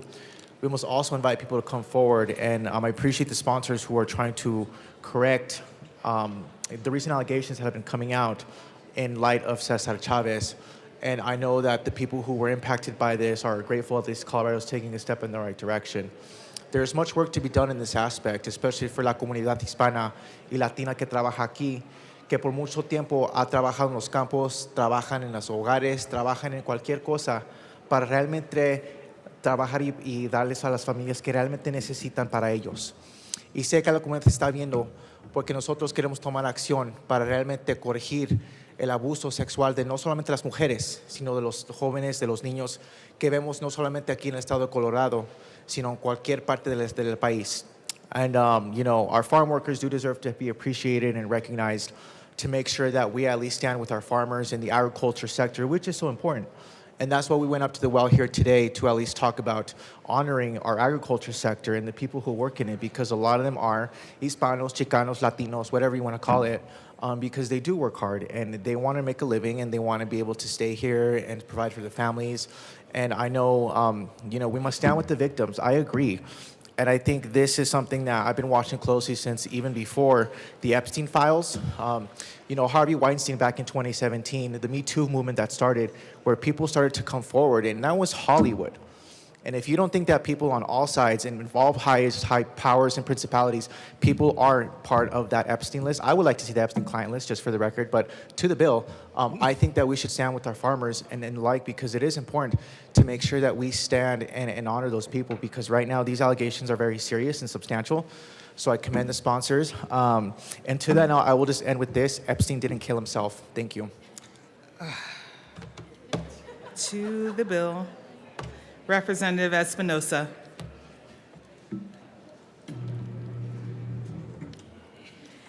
Thank you, Madam Chair. It's an honor to serve with you. It's an honor to serve with you. Members, I rise in support of this amendment. As you know, last year I was on the resolution because my own family history includes being migrant farm workers. We go 9 generations back in the state of Colorado, and during much of that time, my parents and generations before them were migrant farm workers, traveling and working the land. So when they dropped out of the migrant farm worker stream in Utah, which is where I was born and raised, they embraced the movement to protect other farm workers. I grew up boycotting grapes. My parents boycotted beer. All of that was a part of ensuring that the harms that they had lived, and especially having worked in the beet farms with the short-handled hoe and the other issues that they endured, would not be endured for other generations. It was the movement and not the man that my family embraced. And when we originally named this day, we named it after the leader of that movement. And only one of them, because we know there were multiple leaders, including Dolores Huerta at the time. But we named it because of that man. Having learned that he engaged in conduct that we find reprehensible, that becomes heartbreaking to those of us who thought that we were just working off of what he did publicly and not what he did privately, it was very devastating to our community and to me personally, to my family's history. And then the question became, what do we do? Do we just not honor this day anymore? Some people have said we need time to mourn and therefore we should do nothing. However, I think we cannot let this day stand, and if we do nothing, then this day will be honored next Tuesday as Cesar Chavez Day. So it is important that we act, and it is important that we act now. And I think it is fitting that the name that we chose was Farm Worker Day, because even Cesar Chavez would say it was not about him. It was about the people he worked for and the movement he was leading. So to put the honor, to put the name in the place where it belongs, the time is now, and the need is urgent. So I encourage everyone to support those farm workers who were a heart and soul of what we were all working for, who my parents and family members fought for. And so I support and encourage everyone to support this bill. Thank you. Representative Zokai. Thank you, Madam Chair. It is an honor to serve with you. It's an honor to serve with you. Members, I rise just to simply thank Dolores Huerta for her bravery in coming forward and sharing her story. At 96 years old, to share with us one of the most painful moments of her life and something that she has kept to herself for nearly 60 years. I can't imagine the amount of strength and how scary that must have been for her to come forward and share this story. And may it remind all of us that it's never too late to share our stories. I also want to note that the reason Dolores Huerta kept this a secret for 60 years, in her own words, is because she did not want to hurt the movement. And the amount of strength that must take, that she allowed her rapist to continue to take fame and glory because she felt that sharing the truth would hurt the workers and the movement that they were building. And I fear that had she come forward 60 years ago, she may have been right. It might have hurt the movement. And so I want us all to think about the position that we put women and girls in, that they have to live enduring unspeakable cruelty because they might not be believed or because it might hurt what they are trying to accomplish. I want to thank her from the bottom of my heart for coming forward and for pushing us to now change this day. And I want us to remember that reason that it took this long. Because farm workers still are among the most exploited in our workforce, facing harsh conditions, different standards for overtime, a lack of collective bargaining. And as we all stand to support this name change, I hope that can also be reflected in the other votes that we take, and that we continue to support workers and to live on the legacy of Dolores Huerta. Thank you.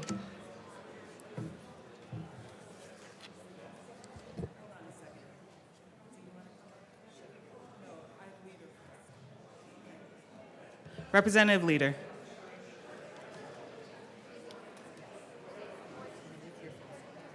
Members, again.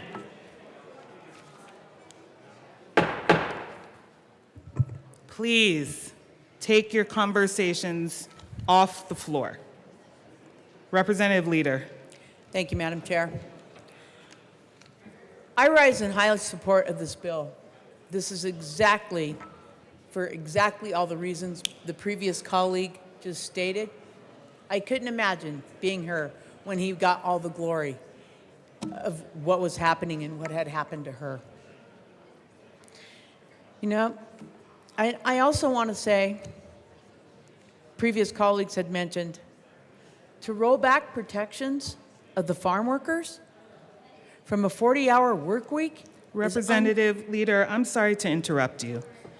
I do, and this was the caution that I gave earlier.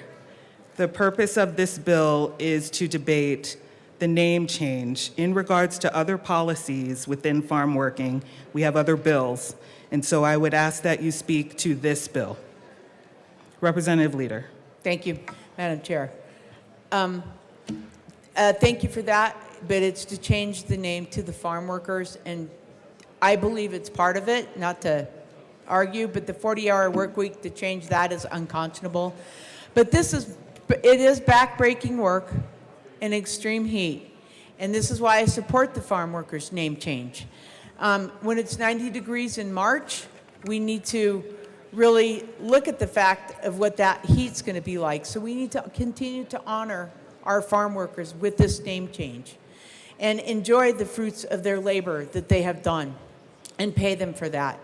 You know, I didn't bring a prop, but I do see everyone going into the break room enjoying all the potatoes that were brought here.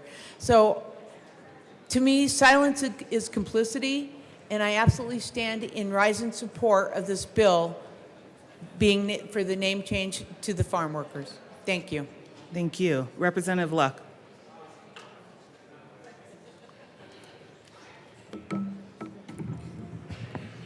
Thank you, Madam Chair. This bill was heard yesterday in State Affairs, and during that committee, I asked 2 questions. The first question was as relates to the date and why it's being kept as March 31st, because that is Cesar Chavez's birthday. In talking with the bill sponsor offline, I better understand some of the dynamics that are at play with respect to that particular conversation, and we'll just leave that on the record for maybe a pickup at a later time.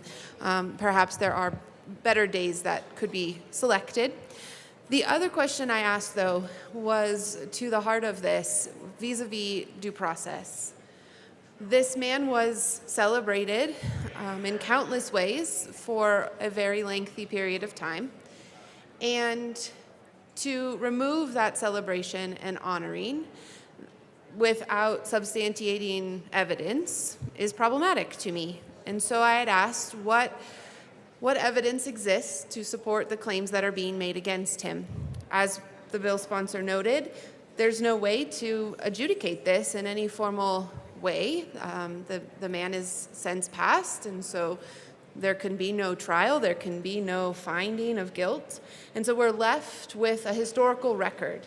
And my question was, because I am not deep into this conversation, are the bill sponsors content with the historical record that has been laid out? Is it sufficient to make this change? And their response is, especially the representative from Adams County, was persuasive to me that there is enough evidence to go forward with this particular change. I do just want to lay it on the record, though, that we asked those questions, that this isn't just a knee-jerk reaction, because I don't think anyone would want someone who is innocent of any charge that is just made in the world to lose the honoring that they otherwise are entitled to receive. And so I appreciate that the bill sponsors did their due diligence in ensuring that this change is not hastily done and not unfairly done to the gentleman that is being removed from this place of honor. So just wanted to say that. Thank you. Representative Bradley. Thank you, Assistant Majority Leader. I rise in strong support of this, and I rise in strong support after reading page 3 of the bill. Given the deeply disturbing allegations of sexual abuse by Cesar Chavez, the General Assembly cannot in good conscience continue to celebrate a state holiday that bears his name. The decision is not about erasing history or diminishing the contributions that have shaped Latino communities across the country. It is about honoring the courage of the girls and women, including the renowned labor leader and co-founder of the farm workers movement, Dolores Huerta, who suffered in silence for decades before bravely speaking out. And I just wanted to go over a couple statistics. We have 900 substantiated child sexual abuse cases each year in our state, with only 19% of kids that will come forward bravely because they suffer in silence. 8% of Colorado students report unwanted sexual comments, jokes, gestures, 4% unwanted sexual touching. That's 70,000 students in our state that experience harassment. Tens of thousands of adults in Colorado experience workplace or public sexual harassment each year. 1 in 3 adults in Colorado experience some sort of sexual violence. So let's stand for those women and girls as well. Let's stand for the brave women who go against party standards to bring stuff like this to light. We are told, survivors are told to stay quiet. Yes, they are. To protect reputations over truth. This body has the chance to stand with victims. We will not ignore harm, is what I heard.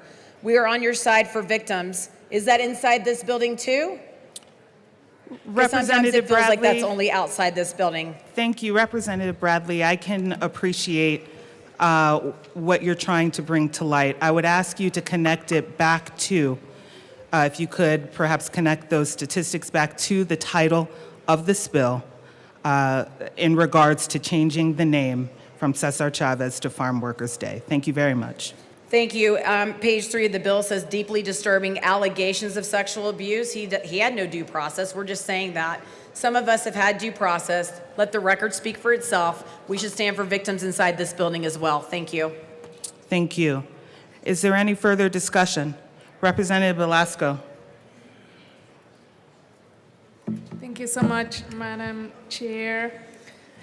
And I wanted to share with y'all, members, why I'm supporting this effort.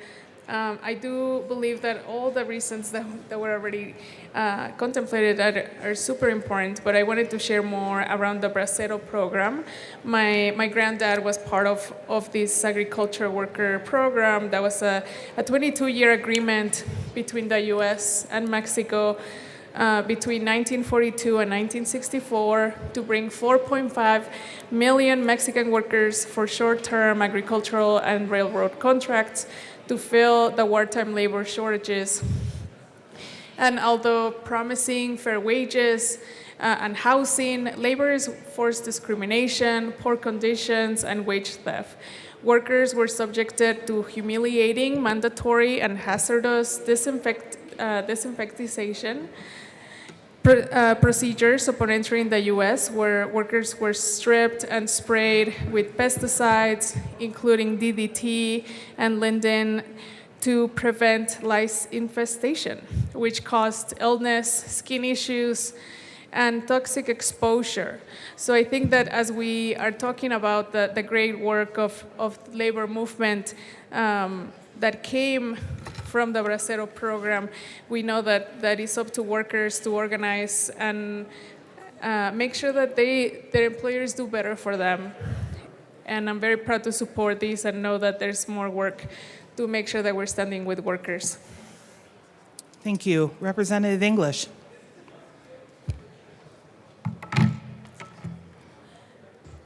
Thank you, Madam Chair. First, I just want to acknowledge the reasoning behind this name change from Cesar Chavez Day to Farm Workers Day, which is important. And I don't believe that when a woman or anyone is violated in this way, the person who violated should be honored and respected, which they shouldn't, because this is the reason why we're seeing this bill. But at the end of the day, we need to ensure that we are protecting women, children, men, everyone from sexual assault, sexual harassment, all the things, because none of these things are okay. And to now honor workers through this name change of this bill title is important. It speaks to what we will tolerate as a state and what we won't tolerate as a state. But I want to say on the record, we must protect all victims and not just certain victims when it's convenient to do so. So I want to acknowledge and elevate that what happened is not okay. It's never okay, and what continues to happen is not okay. And I will just leave it there, but I'm here to do my job as an elected official, and I support this bill. I support the name change, but more importantly, I support policies that's going to protect kids and all people that have been victims of sexual harassment or sexual violence. So I would encourage us to do more, to go even further than this bill title, and make sure that we are doing our job as elected officials in the state of Colorado, protecting people from being victims of sexual assault. Thank you. Thank you. Members, is there any further discussion on House Bill 1339? Representative Mabry. Thank you, Madam Chair. Members, I think it's fitting that we're having this conversation today when it's Ag Day, when everybody came down and started talking about how important ag was to their districts. What I thought of over and over and over again was the farm workers. The farm workers in every corner of the state who are working long hours, doing back-breaking labor to feed us. Many of them are immigrants. Many of them are descendants of immigrants. We have to honor that history in this building anytime that we're talking about agriculture. It's something that I think about. I also think that it's super important in this moment to recognize that farm workers are still struggling for living wages, decent working conditions, dignity in the workplace. We have some of those conversations happening in this building right now. And so I'm proud to support this. Is it a bill? This feels like it's a resolution, but it's a bill. I'm proud to support this bill. I'm proud to stand with our farm workers because the work of the individual who I will not name was really them. It was really the farm workers who drove that movement and continued to drive that movement. And so I'm proud to be a yes. Thank you, members. Is there any further discussion on House Bill 1339? Seeing none, the question before us is its passage. All those in favor, please say aye. Aye. All those opposed, please say no. House Bill 1339 is passed. Mr. Schiebel, please read the title to House Bill 1214. House Bill 1214 by Representatives English and Jackson, also Senator Amabile, concerning the continuation of the Colorado Licensing of Controlled Substances Act and in connection therewith, implementing the recommendations contained in the 2025 Sunset Report by the Department of Regulatory Agencies. Who would like to speak? Representative English. Thank you, Madam Chair. I move House Bill 261214. To the bill.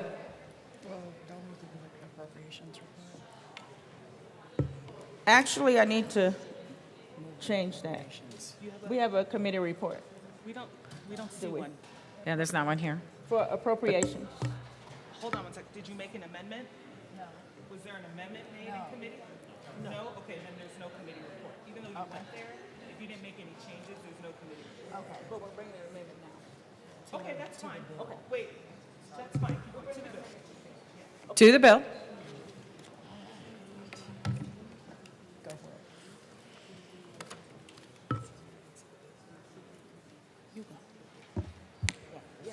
Representative Jackson. Thank you, Madam Chair.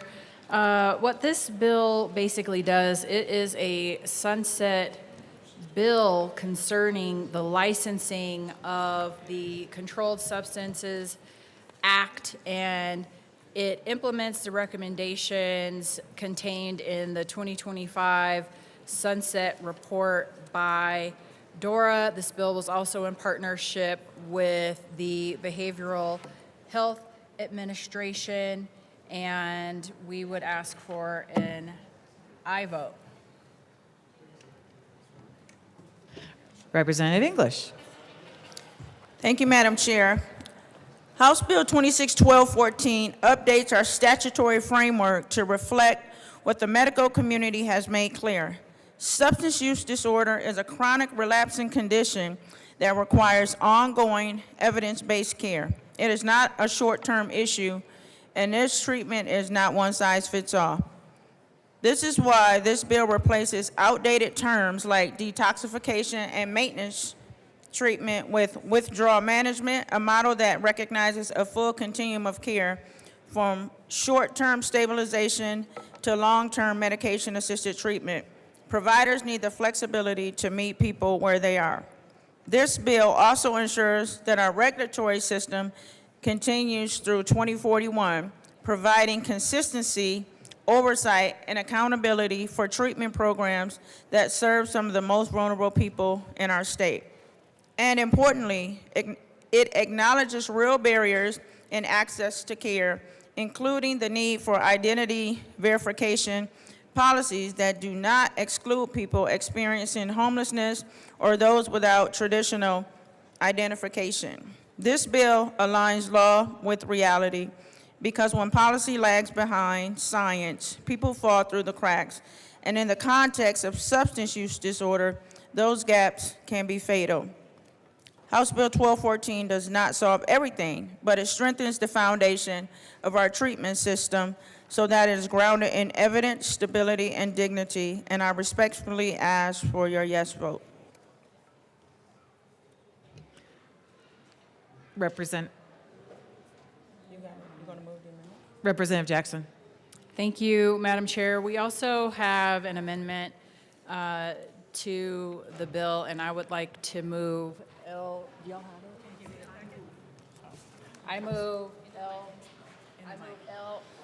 I move L001 and ask that it be properly displayed. L001. Give us a second. Thank you.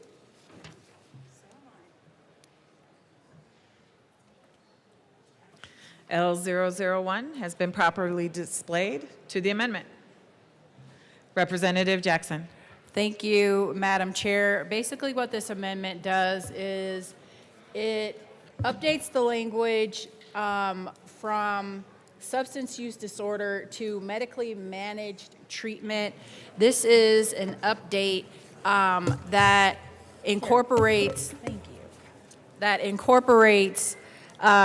MAT, and as you can see, what it does is it strikes that provision on page 6, and then it also adds medically managed treatment throughout the rest of the bill on page 6.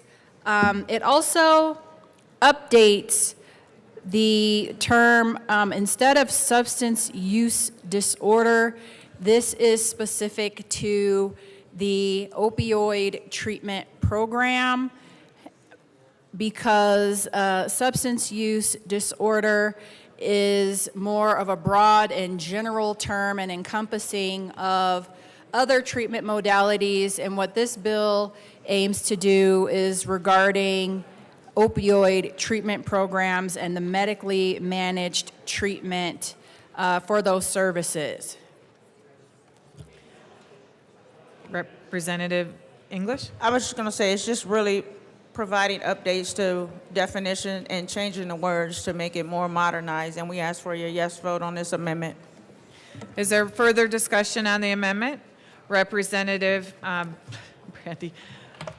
Dusty Johnson. I don't have a picture up here. Why are you all so tall? Representative Johnson. Thank you, Madam Chair. Question on this, because I'm reading it for the first time. Would this help with the stigmatization of opioid use for chronic care, cancer care, hospice care, understanding that when you go on an opioid because you're doing high pain management levels, by changing this and looking at it, will this help to destigmatize the ability for those patients to get this, knowing that they then have, in case they get addicted, the ability to get the treatment afterwards? Does this kind of help with that? Representative Jackson. Thank you, Madam Chair. Thank you, Rep. Johnson. And I think what your question is that does this incorporate people who who can be prescribed opiates as a result of an injury or something like that? What this is doing is this is making sure that this is specific to opioid treatment instead of it just being a broad substance use disorder.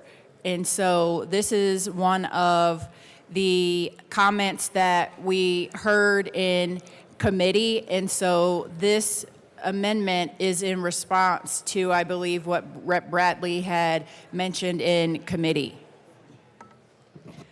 Representative Johnson. Thank you, Madam Chair. Let me try reframing the question because I don't know. My question was, because I know I brought it up both in the drafting provisions of this sunset and then in committee when we heard this bill, there is such a stigmatization on prescribing opioids because of the addictive ability that they can have. Does this help that way we're addressing that? Because right now we see a lot of patients not getting the opioids they need for chronic care. By looking at this and addressing this, will this help destigmatize so that way they can get the care with knowing they have treatment afterwards, but they can still get the chronic care treatment in the beginning? Does this kind of help put that all in line, or? Representative English. Thank you, Madam Chair. Let me just clearly read this amendment.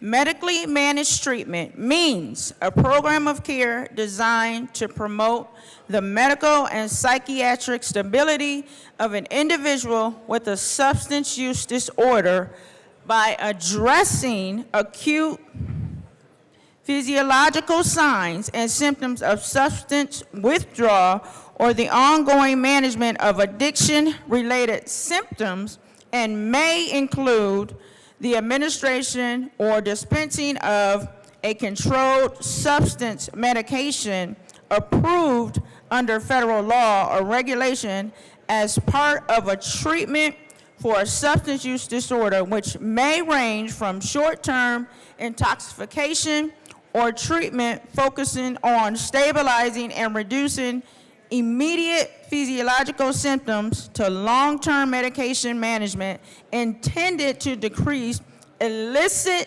substance use and support sustained recovery. Services provided as part of medically managed treatment are intended to be integrated with behavioral health interventions that address the underlying factors contributing to the substance use disorder. So those of you who didn't understand the amendment, this is exactly what the amendment is doing. If you're suggesting that the amendment says something else, then that would be a completely different amendment, because that's not what this amendment says. Further discussion on the amendment. Representative Bradley. Thank you, Madam Chair. Thank you to the bill sponsors and BHA for working on this amendment. There was confusion in statute when it kept naming it as an opioid treatment program, which would then exclude other substances that people could have withdrawal or addiction to. So thankfully, the BHA went to the bill sponsors. We cleaned up the language, cleaned up the statute to make this more clear. With opioid management, you need a driver's license to get into these treatment programs, which has nothing to do with a, what do we call it now? Medically managed treatment for other things like alcoholism and other non-opioid treatments. This is just cleaning up the statute and making sure it's in the right place so that people with non-opioid addictions can still get treatment. That's all this amendment does. I am an aye vote. It's my amendment, so thank you for bringing it. Further discussion on the amendment. Seeing none, the question before you is approving Amendment L001 for House Bill 1214. All those in favor say aye. Aye. All those opposed, nay. The ayes have it. The amendment has been adopted to the bill. Representative Johnson or Jackson? Oh. Thank you, Madam Chair. As my co-prime already mentioned, this bill is about continuing the licensing of the Controlled Substances Act for 15 years. It makes these technical definition updates, and this act authorizes state licensing of clinics and facilities that dispense and administer, that currently dispense and administer controlled substances for the purpose of medically managed treatment. The state-level licensing is required to maintain compliance with federal requirements, which we want to make sure that we are in compliance with as it pertains to this. So I would ask for an aye vote. Representative English. Thank you. And what we don't want to do is risk destabilizing the regulatory framework that oversees treatment programs and ensures accountability and protects patient safety. So modernizing the language and the framework of this sunset is important, and we would ask for your yes vote. Thank you. Representative Johnson. Thank you, Madam Chair. And when we look, because again, we got to hear this in Health Human Services, both in the drafting of this sunset bill and then once the bill was presented, understanding, and I have not been able to get a clear answer yet from BHA or groups because there's no data out there. While we're looking, because the bill says the Sunset Substance Abuse Treatment Program licensing, while we're looking at it, it is a controlled medication that they're looking for these licensings, but they are so set on the data for those who are getting addicted to these that they're lacking the data of those who are getting stigmatized by needing an opioid, that they are no longer getting the medications they need. Because we're so focused on how addictive an opioid can be, we've lost the focus of why the opioids came about in the beginning. For those with chronic issues, those with pain management issues, those on chemo. I know because of the stigmatization that has come from this sunset, when it was originally introduced, I was denied any pain medication after a total knee replacement for 5 days. I had to fight with my provider, and they kept saying, you're too young to be on an opioid, so you can try Advil, you can try Tylenol. But I just had a total knee replacement, 5 days without any substantive pain management ability. I have talked with many when I was in the chemo treatment ward who were also denied opioids because they've been so stigmatized. Yes, they need to be managed. Yes, there needs to be oversight. I love that we have the data that shows how many folks are getting addicted to them, how many people need this withdrawal treatment aspect, but I want the data on those who have first been denied it, and then they're finally given an opioid, and then they're again denied that withdrawal aspect. When I was released from care, they said that no, I could not because I was not of the age to be in the withdrawal program. We have such a stigmatized lack of information that if we're looking at a sunset like this, I think it should be holistic, looking at all of the data. And so I just really have concerns on, while it's helping address one issue, I feel like we're pushing out patients who need this for another issue. When we're also looking at it, and we talked, we have a thing where it's hard to get answers from departments. It's hard when we're trying to look at legislative oversight with executive branch oversight. And this is why I move L002 to House Bill 1214 and ask that it be properly displayed. Give us a moment.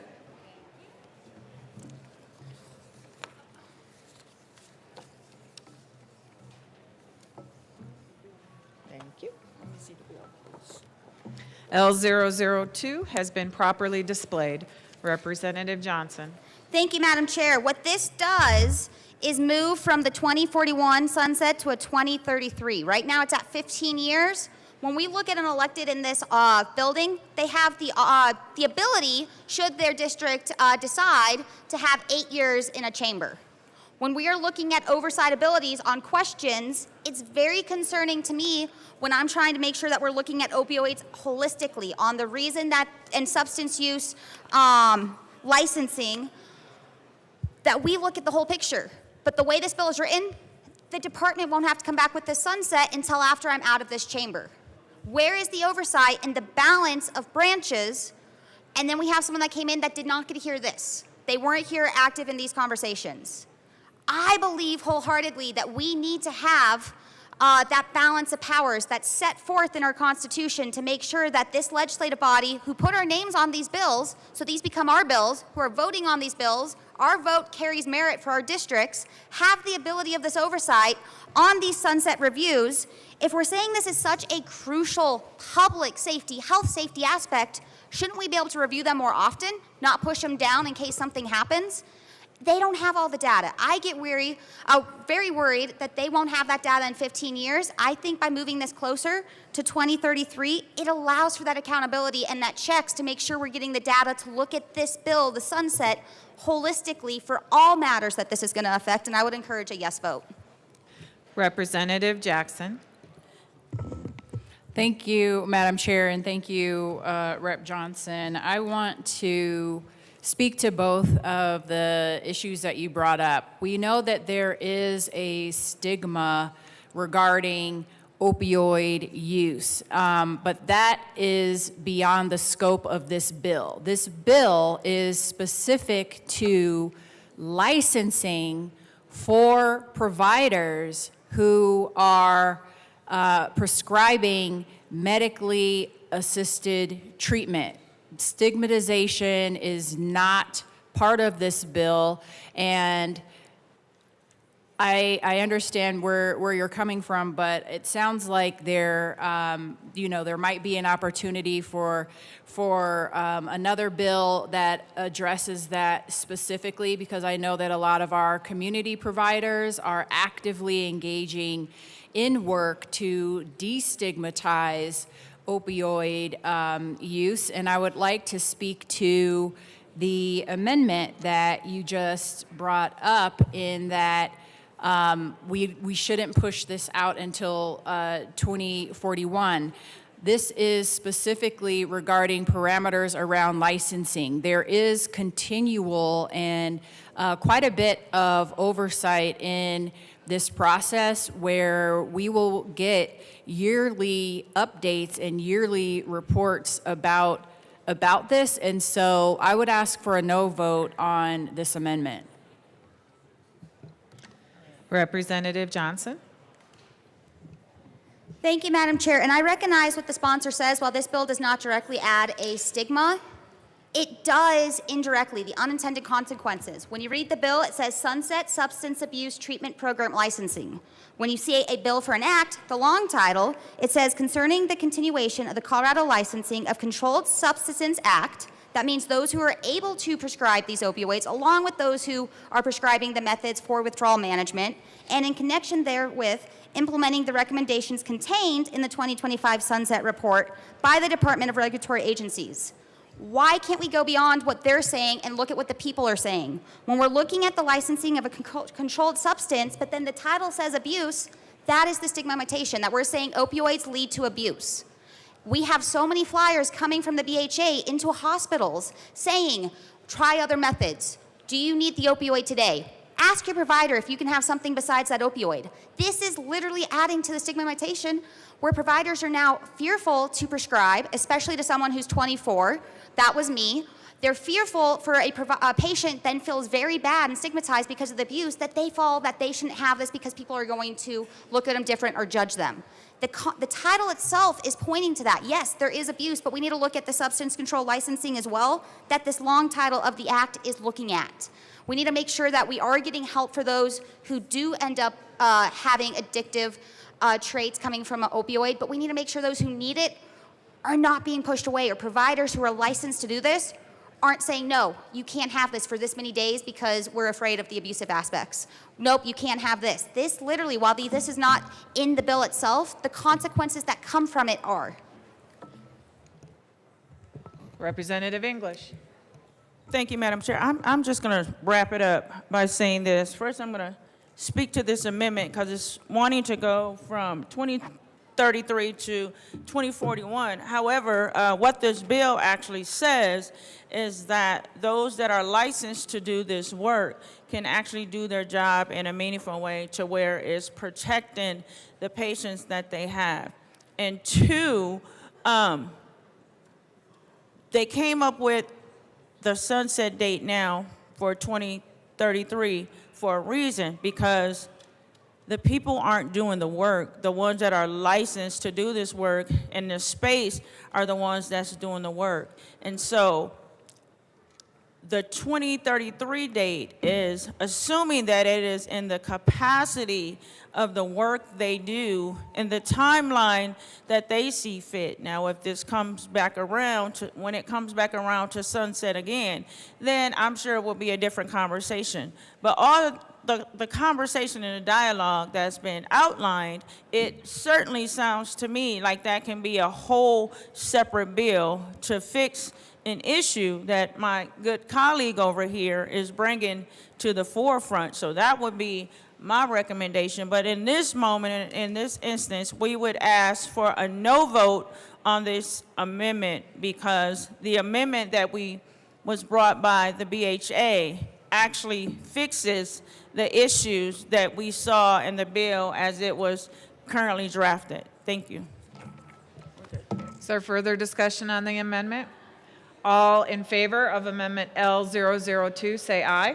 Aye. All those opposed, say nay. No. The amendment has failed. On to the bill. Is there further discussion on the bill? Seeing none, the question before you is House Bill 1214. All those in favor of House Bill 1214, say aye. Aye. All those opposed, nay. You have passed through House Bill 1214. Mr. Shebo, please read the next House Bill 26-1242. House Bill 1242 by Representatives Pascal and Jackson, also Senator Roberts, concerning interlock restricted license requirements for impaired drivers. Representative Paschal to the committee report. I haven't moved it yet. Oh, please move House Bill 1242. I move House Bill 26-1242 and the Transportation, Housing, and Local Government Committee report and the Appropriations report. Two appropriations. Okay. Yeah. So in appropriations, an amendment was run to add an appropriation of about $15,000 for programming for the DMV Drives program in order to incorporate the requirements of this bill. And I ask for a yes vote. Is there any discussion? Seeing none, those in favor of the amendment recommended by appropriations, say aye. The committee. The committee report? All those opposed? Okay, you have passed the committee report from appropriations. On to the committee report from Transportation, Housing, and Local Government. So in Transportation, Housing, and Local Government, we ran two amendments. The first amendment helped clarify the individuals to which this interlock bill applies. The language was not quite clear enough for the DMV to be able to write their program, so we made it clearer. That was the first amendment. The second amendment was there was some question about luxury vehicles have a higher cost for installing the ignition interlock device, and this amendment clarified that the ignition interlock manufacturer can decide what qualifies as a luxury vehicle. And I ask for an aye vote. Further discussion?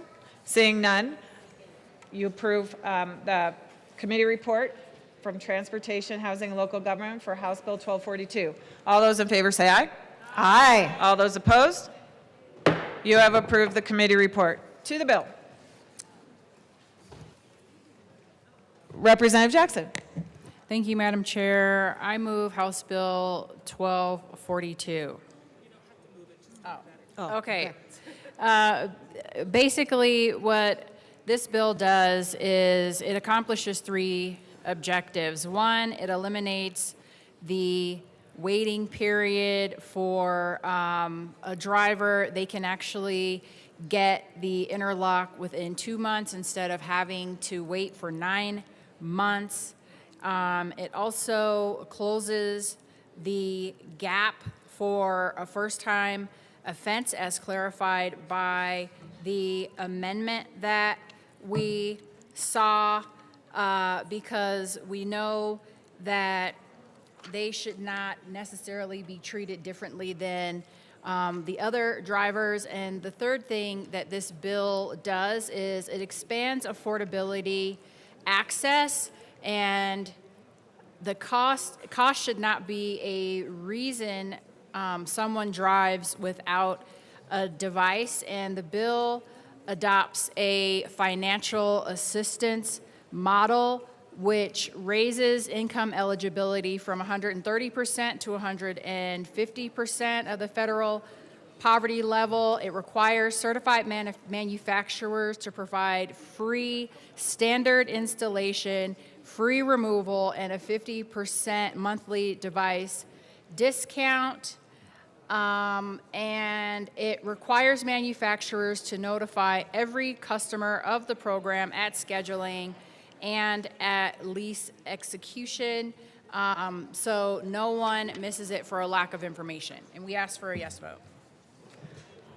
Representative Paschal. Thank you, Madam Chair.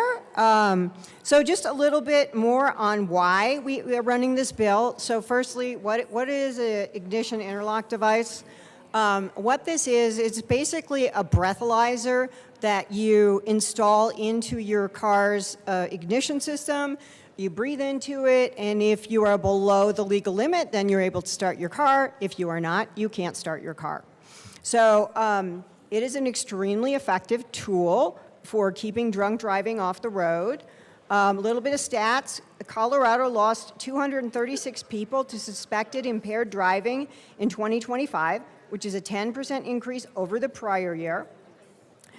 In fiscal year 2024, there were 16,332 impaired driving case filings, and that includes 1,053 felony DUI cases. And in Colorado in 2025, ignition interlocks blocked 26,161 times. An ignition interlock blocked somebody starting their car when they were above the legal limit. So these devices are attached to statistical information. It goes back to the vendor, so we know what's happening as someone is using one. So those 26,000 and change events were events that could have turned into a DUI. It could have turned into a DWAI arrest. It could have turned into a crash, deaths, injuries, but they were all prevented by interlocks. This is a tool that works very well. The evidence is not ambiguous. The National Highway Traffic Safety Administration, the Governor's Highway Safety Association, MAD, rates this very highly. The National Traffic Safety Administration rates ignition interlocks as a 5 out of 5. Countermeasure for preventing DUI offenses. And our current law, as my co-prime explained, has some gaps in the law, and so this bill is attempting to close those gaps, and we ask for an aye vote. Further discussion on the bill? Representative Carter. Oh, okay, Representative Brooks. Chair, thank you. So I'm on the committee, and the only reason that, not the only, but primary reason I wanted to come up is because being on the committee, which just came through Transportation, Housing, and Local Government, I voted yes, and I think I'll remain in that position on thirds as well.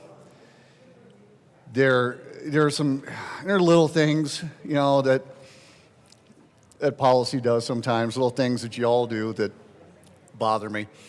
And part of it, I'm just being honest here. You know, so in testimony, what is truly gripping, but at the same time difficult for me, is the idea that if we just do this, then this won't ever happen again. And that's a fantasy. It's not true. I do understand, though, that if we are able to do what is within our control, then we can perhaps make things better. The interlock device has proven to be effective from, I can't remember if it was 95 or 05, when it was first put through a trial run.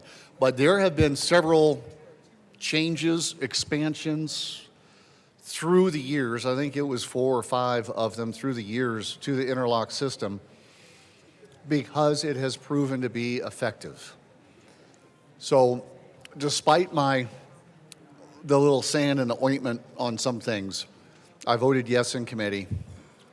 For whatever it's worth, voice vote today, you know. And I will also very much likely be a yes vote on thirds as well.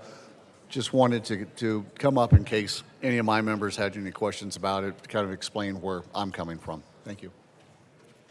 Representative Carter. Thank you, Madam Chair. I just had a couple of questions for the sponsors.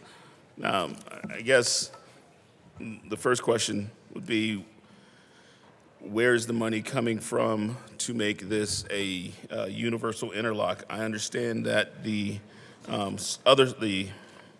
stakeholders have agreed to help with indigent interlocks, but if this is going to be a universal interlock request, where will that money come from? I know there was an amendment from appropriations, but I don't see any further money coming from any other organization.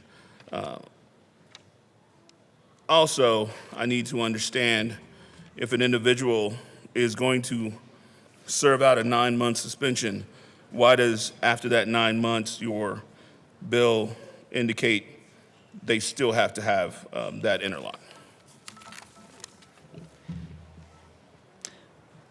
Representative Jackson.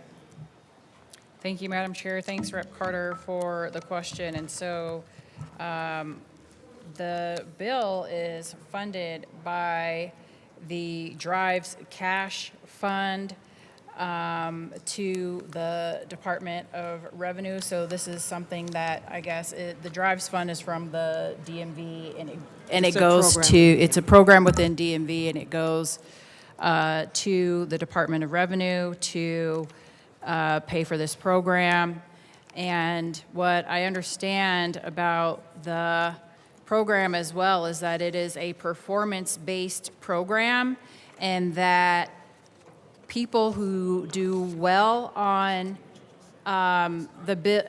people who do well on interlock could potentially be off of the program in about 4 months. And so if they do well, that's an incentive for them to not be on it anymore.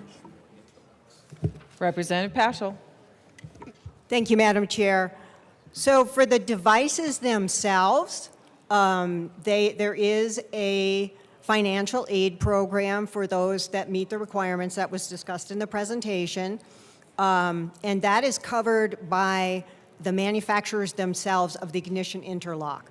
And they've agreed to that. So that's why there's no appropriation for the financial aid. For the people that don't qualify for financial aid, who have a DUI, who are required to get this device, they pay for it themselves. And what was the other question? ML. Oh, and about so if you, it isn't a thing that you go for 9 months without your license and then you have to get the ignition interlock. What it is that you, even on a first-time offense, and that's one of the changes, you are required to get the ignition interlock right away. And the reasons for that are because data shows that using a suspension doesn't really work, because most people who don't choose to get the device, they choose to wait out the suspension and not drive, they drive. And according to the CDC, which is consistent with the National Highway Traffic Safety Administration, all these acronyms, and the Governor's Highway Safety Association, they estimate that 75 to 80% of drivers with a suspended license continue to drive anyway. Representative Jackson. Thank you, Madam Chair. And the only other thing that I'll add is we want to give people the opportunity to be accountable for their actions, and instead of driving driving dirty on a restricted license, this is an opportunity for them to be in compliance and continue to work and move about in the community and to do so in a safe and effective way. AML Bacon. Thank you. And the question is for the sponsors, but something that was raised for us as we look through the codes and the purpose for suspension. I do believe that the bill, the data that was given says that people with suspended licenses still get into cars. So my initial question was, then why do we even have the quote-unquote sentence of a suspended license at all if we still want them to get in cars with interlocks? Furthermore, if they have a suspended license and they're getting in a car to blow into interlock, that means they're violating their sentence because their license is suspended. And that's why, this is my question, if you can, and I'm just concerned about that by way of, jeopardy. So what is the occasion you expect them to get in a car with a suspended license that they would be blowing into this device? Representative Paschal. So you wouldn't have a suspended license, you would have a special ignition interlock license. So you're allowed to drive with an ignition interlock with this license. Currently in the law, if you choose not to get the interlock device, your choice would be that you have a suspended license and you're not supposed to drive at all. So you wouldn't be blowing in the thing on a revoked license. Correct. Yes, but I'm sorry, yes, ma'am. So she asked, do you no longer have the suspended license choice? That is correct. You have the ignition interlock license, and you're required to use the ignition interlock with you drive, and you can, as Rep. Jackson said earlier, you can get your ignition interlock. Like, say your sentence was you have a 9-month ignition interlock. You can get off for good behavior. So the ignition interlock is not considered punitive. It's considered rehabilitative. And it helps you to also monitor, like you blow in it and you're like, oh, I really shouldn't get in my car. And it gives you that feedback. So it's not viewed as a punitive method. And the concern of driving without a license is very high. Representative Bacon, or AML Bacon. Okay, no. Thank you for that. So I guess then the question is, if we're removing the opportunity for a suspended license, the first and second offense then would be treated the same when it came to sentencing. There would be no build. From a first offense, you would, right now in statute, you have a suspended license. For a second offense, you would have interlock. And so now the bill puts them on the same footing. That's my question. Representative Paschal. Yeah, they would both be on the ignition interlock, but presumably the sentence would be different. Okay. So longer. Okay. I would guess it would not be the same. So, I don't know, waving a flag, I don't know what that means. Representative Carter.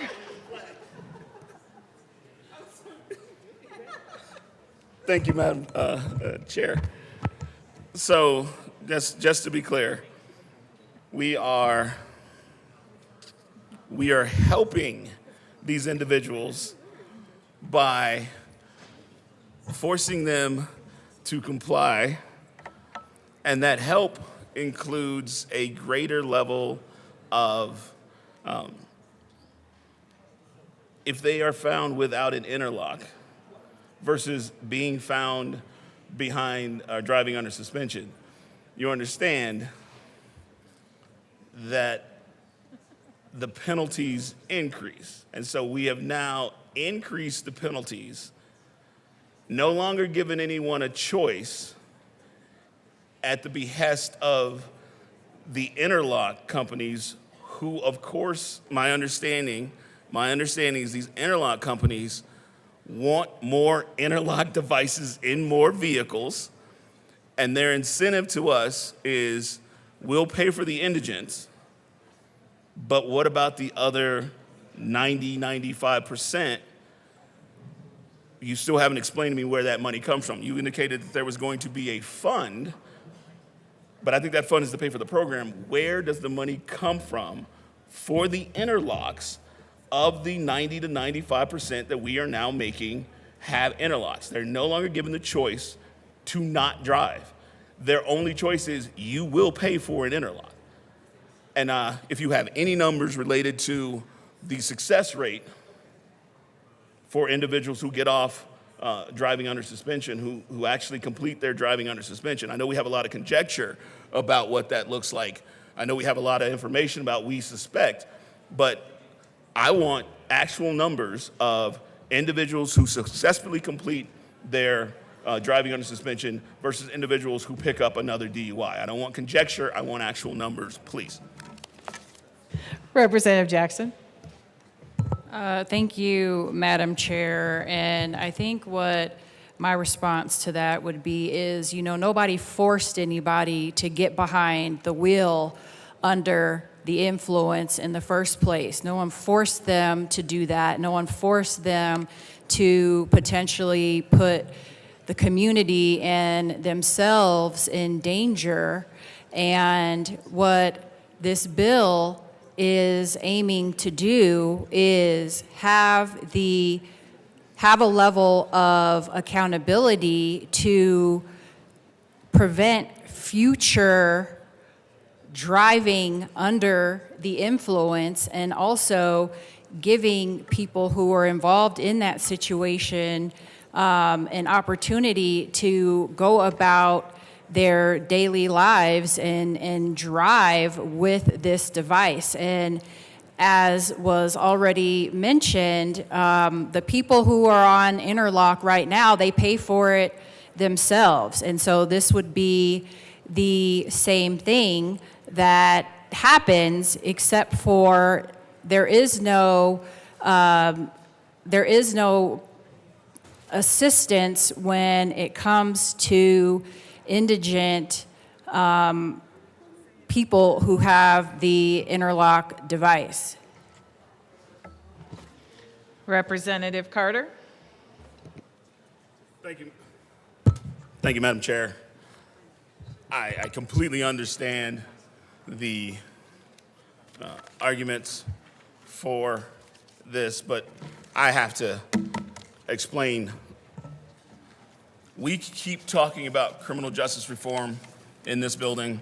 We keep talking about our increase in the number of individuals we are putting both in the Department of Corrections and in these county jails. We are in the process of increasing the amount of money an individual will have to spend, and we are also increasing a penalty. If we're going to be about criminal justice reform, at a certain point, we need to be about criminal justice reform and not putting more individuals in jail. So I understand the sponsors' comments. I understand I'm not going to change anybody's mind because you're all going to be a yes vote, but I also want to make sure you understand why I'm going to be a no vote. Representative Jackson. Thank you, Madam Chair. And I just want the record to reflect that I too am a proponent and have been for a long time of criminal justice reform, and am a strong believer in preventative measures. And at the same time, I am also an advocate for victims. And in this situation, we're talking about victims of vehicular homicide. We're talking about victims of vehicular assault. And so if there is a way to prevent that from happening, then that's something that I think we should be doing as we look at our criminal justice system and the reform thereof as a whole. And I would ask for a yes vote. Is there further discussion on House Bill 1242? Seeing none, the question before you is the passage of House Bill 1242. Oh, sorry. Seeing none, the question before you is the passage of House Bill 1242. All those in favor of House Bill 1242, say aye. All those opposed? You have passed House Bill 1242. Mr. Shebold, will you please read the title to House Bill 1260? House Bill 1260 by Representatives Garcia and Wilford, also Senators Cutter and Bright, concerning programs for child care assistance. Representative Wilford. Thank you, Madam Chair. It's an honor to serve with you. It is such an honor to serve with you, too. I move House Bill 1260 and the Health and Human Services Committee report. To the committee report. Representative Garcia. Thank you, Madam Chair. Members, in committee, we brought an amendment that basically struck out a section where we were trying to cap the county administrative cost at 5%. We realized that was not quite possible because of the different ways that counties, especially smaller counties, smaller populated counties, operate their CCAP program. And then what we included instead of the cap is clear reporting on how the administrative expenses for CCAP are spent, so we have better data to better direct these dollars in the future, and we ask for an aye vote. Further discussion on the committee report? Seeing none, the question before you is the passage of the committee report for House Bill 1260. All those in favor say aye. Aye. All those opposed, no. You have approved the committee report. To the bill. Representative Wilford. Thank you very much, Madam Chair. This bill delays implementation of the federally mandated Colorado Child Care Assistance Programs provisions for 2 years out until August 2028. I'll be honest in that we're not excited about this bill, but given our current state of our budget, as well as the fact that the federal government has not chipped in on child care, these are necessary changes to our program that will protect these measures and for the future. Representative Garcia. Thank you, Madam Chair. I want to thank my co-prime for the work that we've done together on childcare and these best practices over the last couple of years. I want to echo that this is not a bill I want to bring. I'm not excited to be up here. I'm not thrilled to bring this forward. I would like to not have this bill at all, except that because of our budget situation, because the federal government has not decided to actually invest in childcare as they committed, we are at a place where we do have to make changes. And instead of actually repealing these best practices, we are delaying implementation of these best practices so that these best practices can stay on the books while we don't further get us into an even harsher budget scenario for this year. These provisions would have really helped providers. They would have really helped families. And now our providers and our families are in the same boat that they have been without being able to afford child care, and where providers are barely making ends meet. And reluctantly, I ask for an aye vote. Further discussion on the bill? Seeing none, the question before you is the passage of House Bill 1260. All those in favor say aye. Aye. All those opposed, no. House Bill 1260 has passed. Mr. Shebold, please read the title to House Bill 1188. House Bill 1188 by Representatives Camacho and Titone, also Senator Kolker, concerning the continuation of the regulation of securities and in connection therewith implementing the recommendations of the Department of Regulatory Agencies and the Department's 2025 Sunset Report. Representative Titone. Thank you, Madam Chair. I move House Bill 1188 and the committee report. To the committee report. Representative Camacho. Thank you, Madam Chair. In the committee report, we walked through the bill, and we also added a few amendments to clarify some of the concerns from stakeholders, and we asked for a yes vote. Further discussion on the committee report? Seeing none, the question before you is the passage of the committee report for House Bill 1188. All those in favor say aye. Aye. All those opposed, no. The committee report for House Bill 1188 has passed. To the bill. Representative Titone. Thank you, Madam Chair. So this is the sunset of the Securities Act. This is a pretty straightforward bill. Really not much changing in this policy. We're extending it out to 2037. This is a kind of a sunset and regulatory framework that really doesn't change very much. That's why we're extending it out for the 10 years. But there's a few things that this does. It clarifies some things about deficiency letters not subject to CORA, requires that an investment advisor or investment advisor representative doing business in Colorado must be licensed by the Securities Commissioner or be exempt, specifies the executive director of the Department of Regulation. Agencies must consult with the Securities Board while appointing the commissioner and update statutory language to be gender neutral. And we ask for a yes vote. Representative Camacho? Everything my co-prime said is correct. In addition, I'd just like to add this is an important bill to make sure that people who are trading securities in the state of Colorado receive the protections they've been relying on for last several years, and we ask for a yes vote. Further discussion on the bill? Representative Barone, or Gonzalez? Thank you, Madam Chair. It's all right. You can take it up with my colleague from Fort Lupton. So I appreciate the sunset. I did share a potential change with the sponsors. So I move L002 to House Bill 1188 and ask that it be displayed.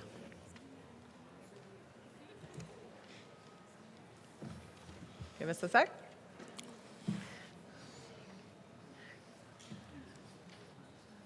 Amendment L002 has been properly displayed. To the amendment, Representative Gonzalez. Thank you, Madam Chair. So all this is changing is striking 2037 and bringing it back down to 2033.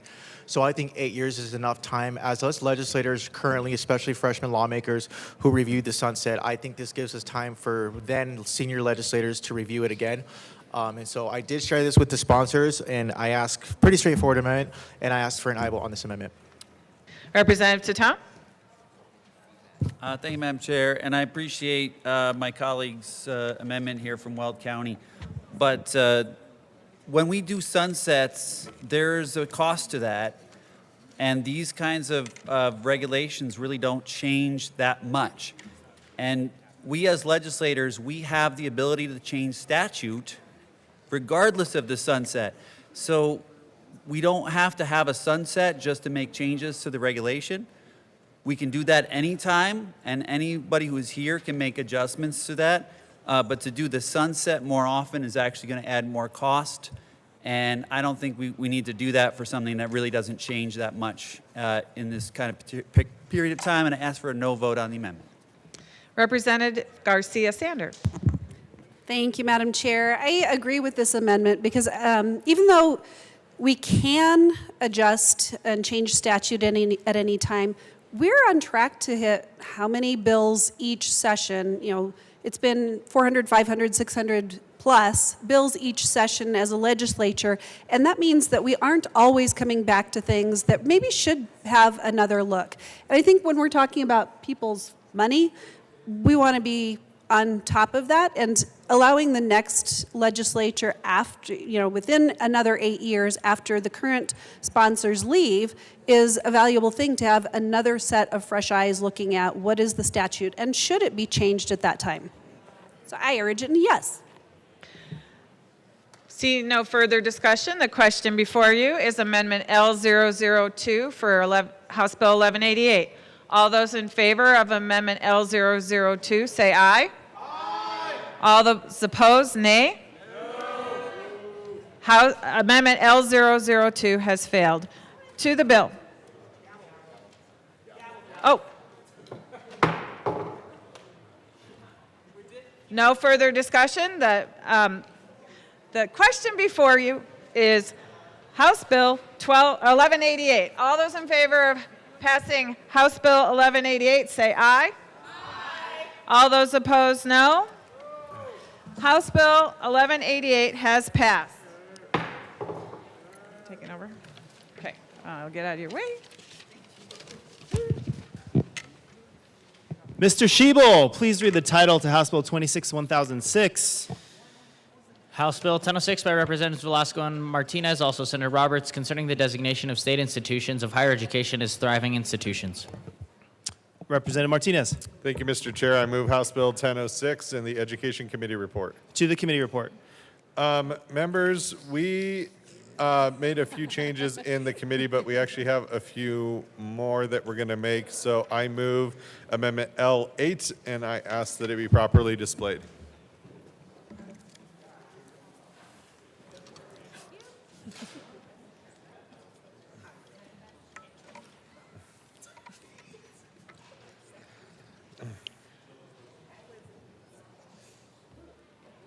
Proper motion, L8 has been displayed to the amendment. Representative Martinez. Thank you, Mr. Chair. So this is through stakeholding work that we wanted to be as inclusive as possible with the bill. So this just ensures that we are including a Native American serving, non-tribal institution designation in with the committee. So we ask for an aye vote.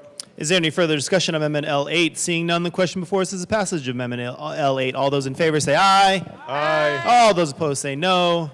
The ayes have it. L8 passes. To the committee report. Representative Velasco.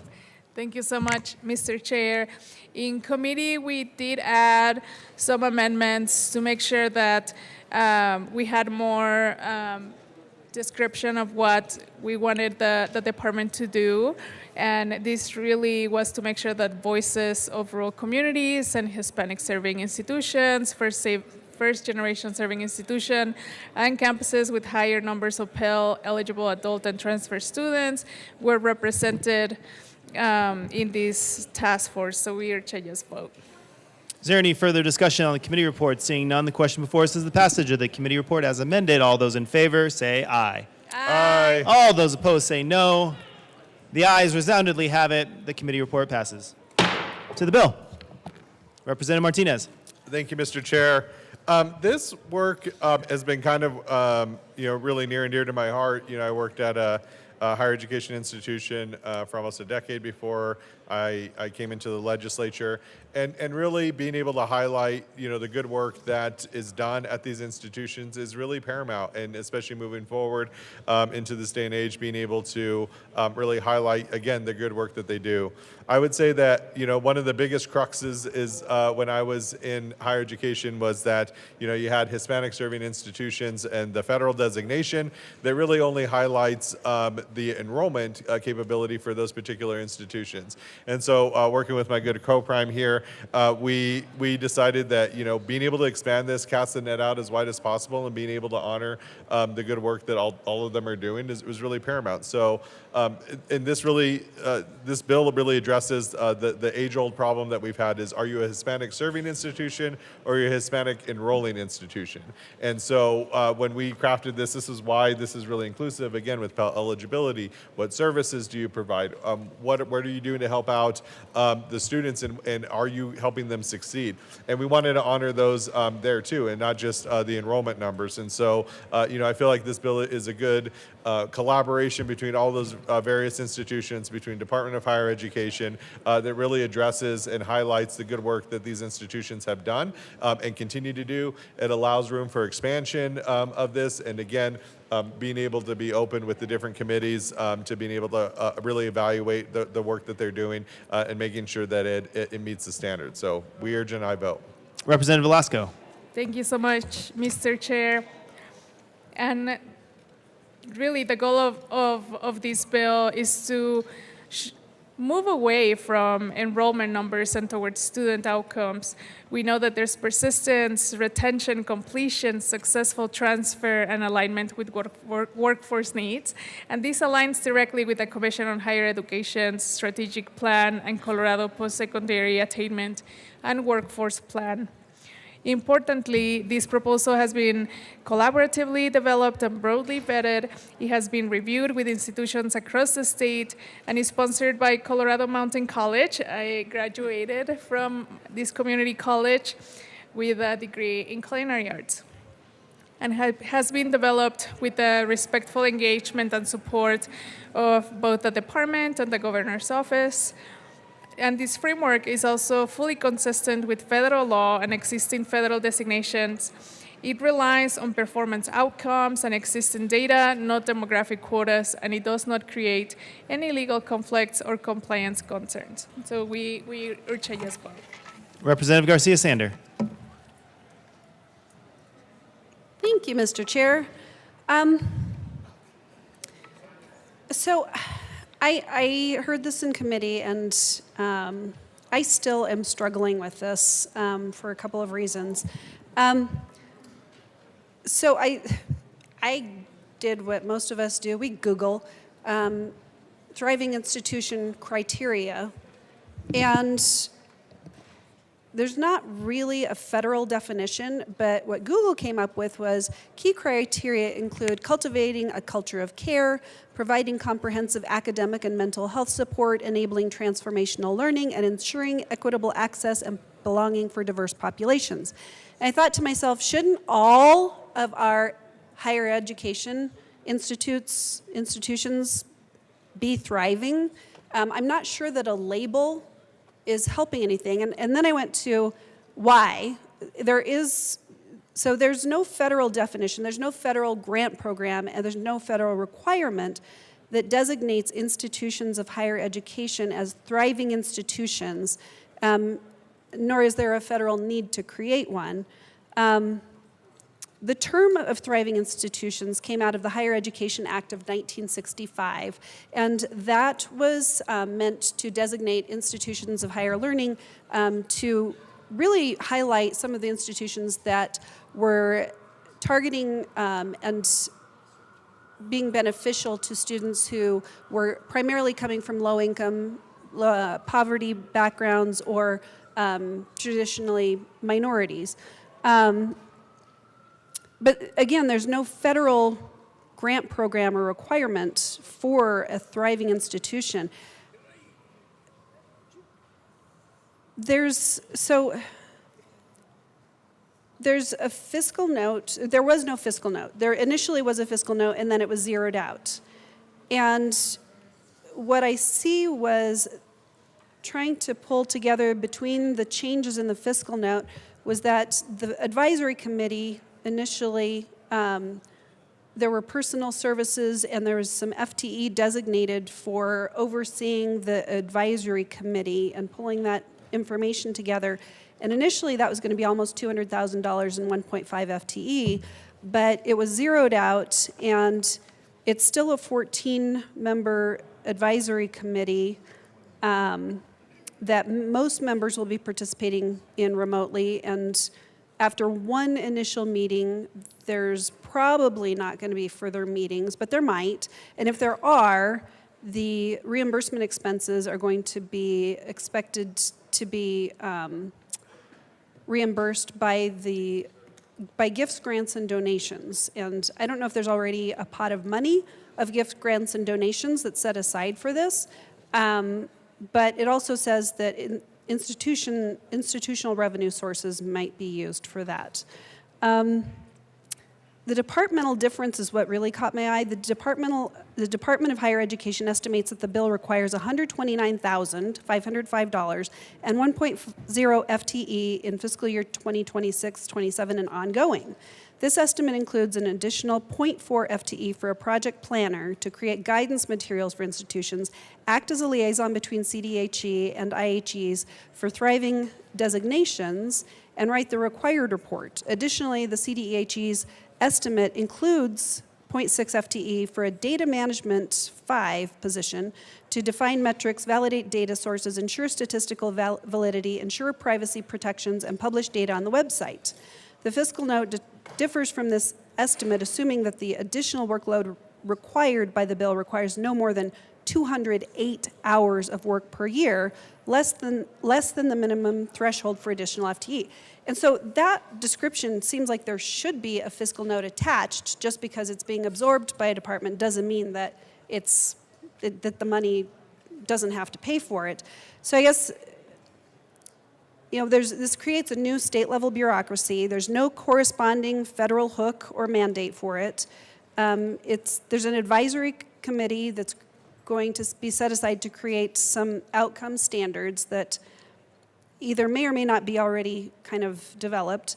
And then what comes out of it is a designation, a blue ribbon to slap on your university or your college, a website listing, and a report that becomes a mandatory report to the state every year.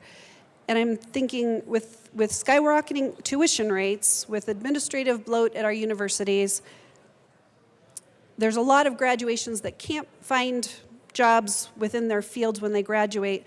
I'm really curious how this benefits Coloradans as a whole, and I just am really struggling to understand how the fiscal note went from almost $200,000 a year to zero, and any possible financial requirement to enact this bill is being absorbed when it's almost a couple $100,000 a year and 1 FTE.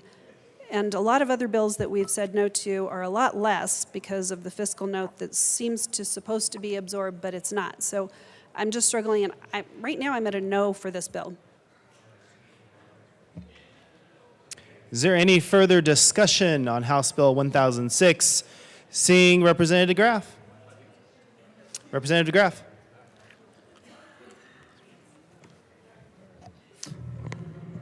Thank you, Mr. Chair. So I have some of the same questions. The bill went from a fiscal note to a zero fiscal note, so there's work involved. There's a national kind of obscure definition of thriving institution. There's a mandatory report. So there's work there's essentially work that's being required of these institutions in order to get a designation of thriving institution of designation for higher education. And my understanding is that the institutions themselves do not want this, that they don't see any value in it. They don't see anything that comes back to them. They see mandatory reporting. They see mandatory work. The state has miraculously exempted itself down into another $0 fiscal note. But the workload on these institutions where they feel like, well, this doesn't do us any good, but we have to go along with this designation, otherwise we're not a thriving. I mean, what does that mean to be not a thriving institution? So now you're forcing them into this, and it's my understanding the institutions of higher education that they are not asking for it, and my understanding is that from talking to some that they're asking not to have these types of things because they just create more workload and there's for zero value. So somebody feels value in this because they brought it to the state. There's a program out there someplace because there's definitions and there's some of these vague things that are out there, and then they get codified into a bill. It sounds really good, but the institutions themselves are not seeing any value. Representative Flannel.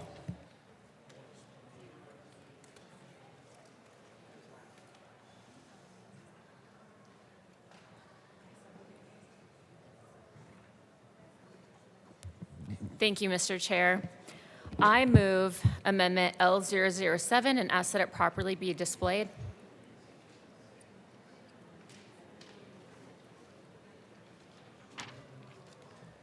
That is a proper motion. L7 has been displayed to the amendment. This just takes away the safety clause, and for the voice of the people, this would allow 90 days if there is strong opposition, that if they oppose this bill, it gives them 90 days to be against this. And so I ask for an aye vote. Thank you. Representative Brown in the brown suit.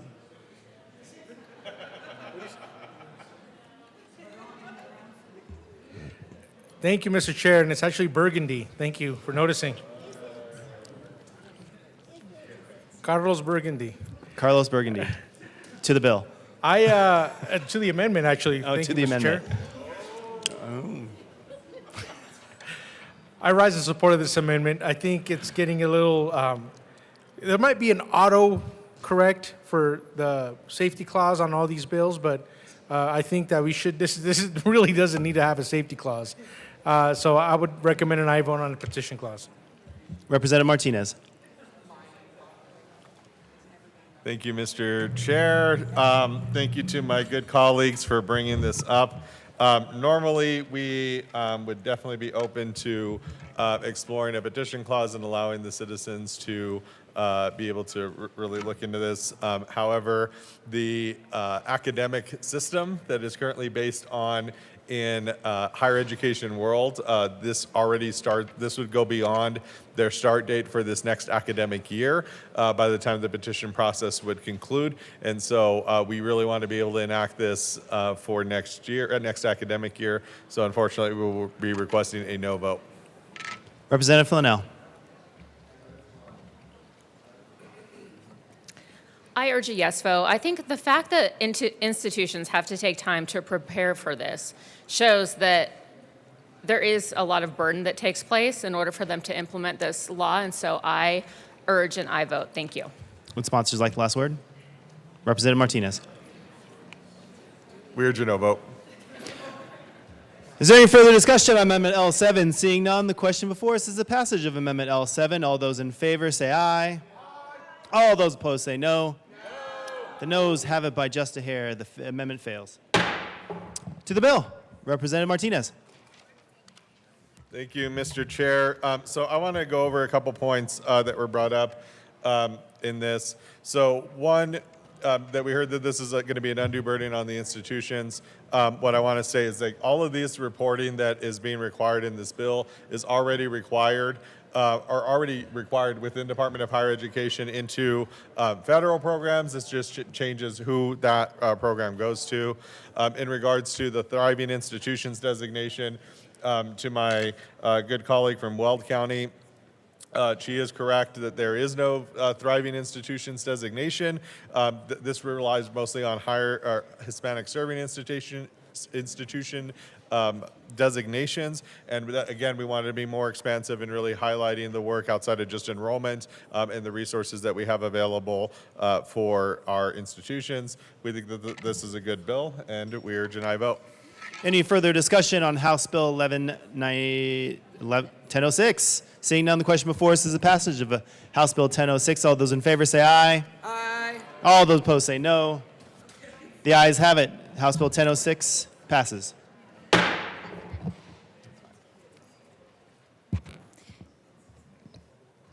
Mr. Shebo, please read the title of House Bill 1197.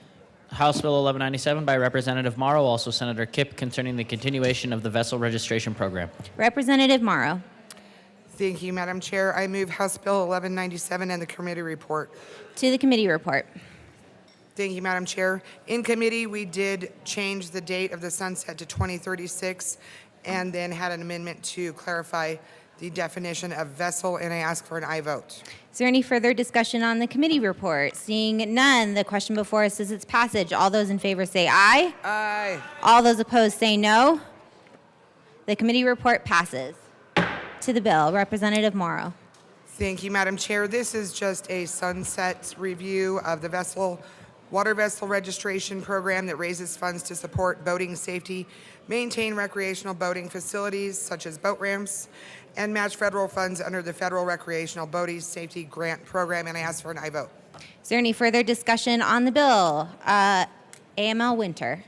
Thank you, Madam Chair. We heard this bill in Agricultural Committee, and basically all it is a continuation of a program that has to do with boating safety to make sure that people know what they're getting into, life jackets safely. I think it also included the invasive species a little bit. What was really interesting, and actually it happened in Pueblo just recently, they had to do a recovery at Pueblo Lake. So, what they do is very important for our parks and our recreation in this state, and we were honored to support this bill. Thank you.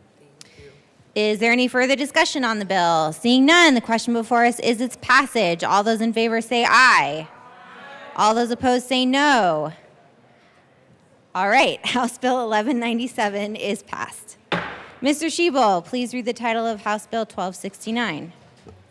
House Bill 1269 by Representatives Ricks and Joseph, concerning transit access. Representative Joseph.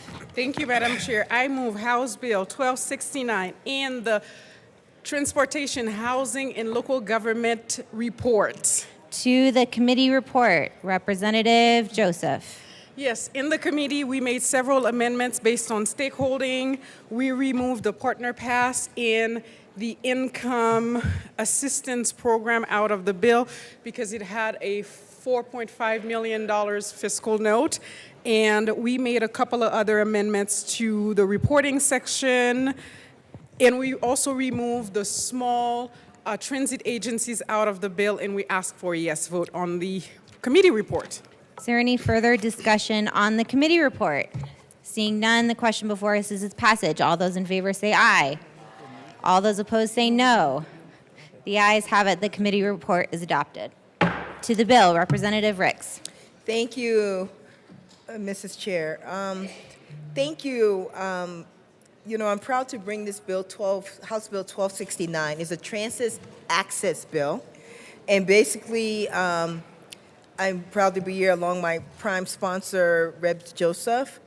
Our current transportation system often prioritizes a park and ride model, which does not meet the needs of all Coloradans. Many people rely on transit for daily mobility, yet they still face real barriers for accessing dependable systems that get them where they need to go.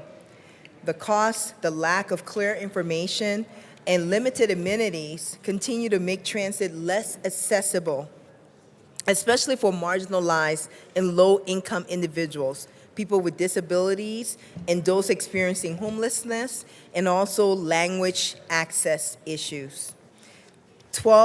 House Bill 1269 takes a thoughtful approach to targeted ways of improving transit access by focusing on practical, achievable solutions for the agencies best positioned to implement them. And what this legislation is going to do is going to ask for better reporting from RTD and the transit authorities. It's also going to improve mapping and information that's available to transit riders. It's also going to ask for language access, which is for the people who are predominant within a county area that they serve. And we think that this bill will provide a lot more reporting and accountability and accessibility for people who are using transit. What it won't do, the bill applies to large transit agencies with at least 1 million annual trips where appropriate. It excludes entities that only fund transit but do not operate services. And it also streamlines reporting requirements, focusing on meaningful data without requiring new data collection. And this bill matters because it's going to improve the lives of people. It's going to help us as a legislature when it comes time to doing better policies, understanding where's the high ridership in your area. Why should we fund transit here? Or maybe people aren't riding there. You want to take it and put it where it's being used. But this bill is going to help Coloradans, and we ask for your yes vote. Representative Joseph. Thank you, Madam Chair. At its core, House Bill 26-1269 is about fairness. It's about making sure our transit system works for everyone, regardless of income, language, or circumstances. When transit works, people can go to work, they can go to school, they can access the health care that they need, and our entire state is stronger for that. I respectfully ask for a yes vote on 1269, and I just want to thank Representative Rex for taking on this policy issue. So thank you, everyone. Thank you very much. Is there any further discussion on House Bill 1269? Seeing none, the question before us is its passage. All those in favor say aye. All those opposed say no. House Bill 1269 is adopted. Madam Majority Leader. Thank you, Madam Chair. I move the committee rise and report. You have heard the motion. Seeing no objection, the committee will rise and report.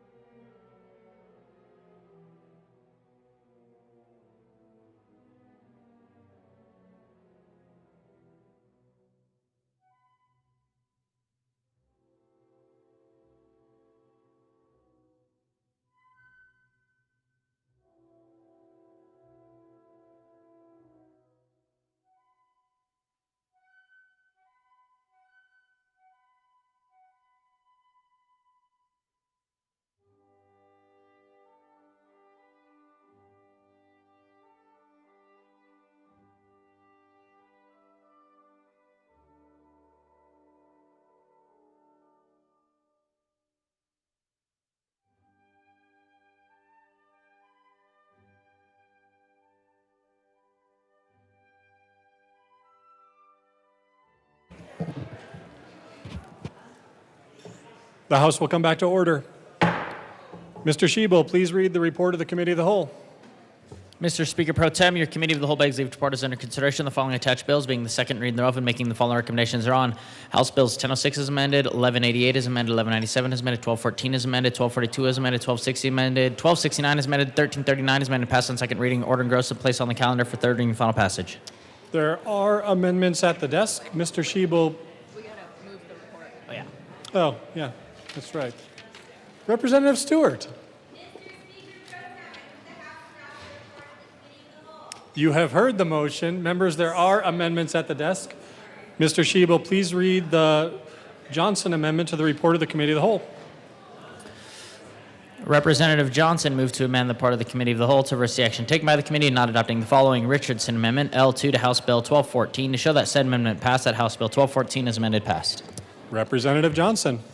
Thank you, Mr. Speaker Pro Tem. I move the Johnson Amendment to the Committee of the Whole and ask that it be properly displayed. Members, take your seats, please.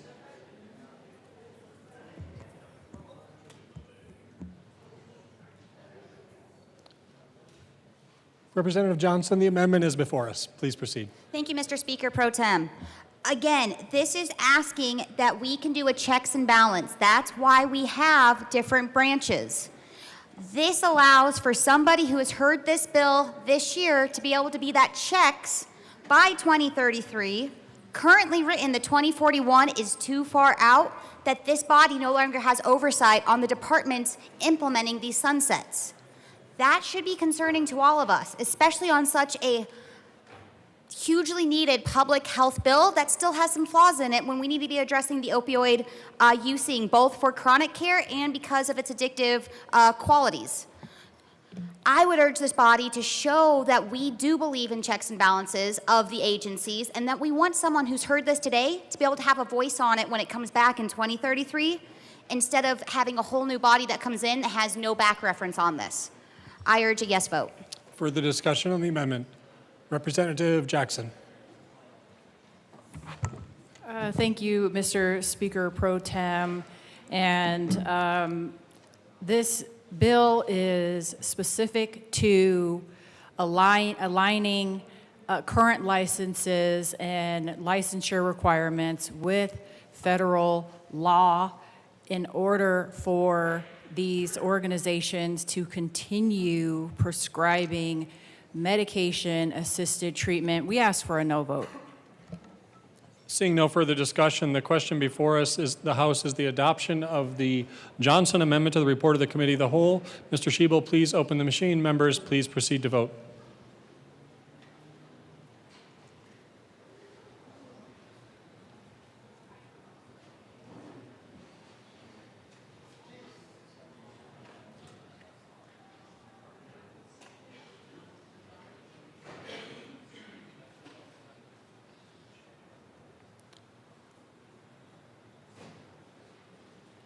Representatives DeGraff, Mabry, Rutinel, Titone, Valdez.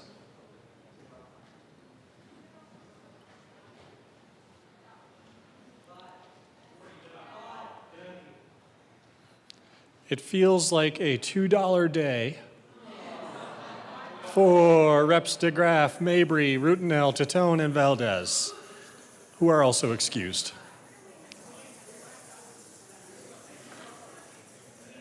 Please close the machine. With 20 aye, 37 no, and 8 excused, the amendment is lost. Members, the question before us is the adoption of the report of the Committee of the Whole. Mr. Shebel, please open the machine. Members, please proceed to vote.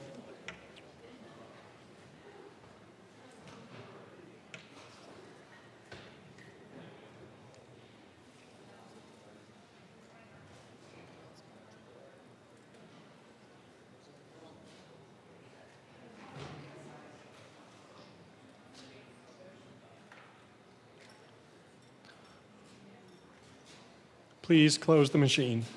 With 37 aye, 20 no, and 8 excused, the report of the Committee of the Whole is adopted. Majority Leader Duran. Mr. Speaker Pro Tem, I move to lay over the balance of the calendar till Wednesday, March 25th, 2026. Seeing no objection, the balance of the calendar will be laid over until tomorrow. Madam Majority Leader. Mr. Speaker Pro Tem, I move that the House stand in recess until later today. Seeing no objection, the House will stand in recess until later today.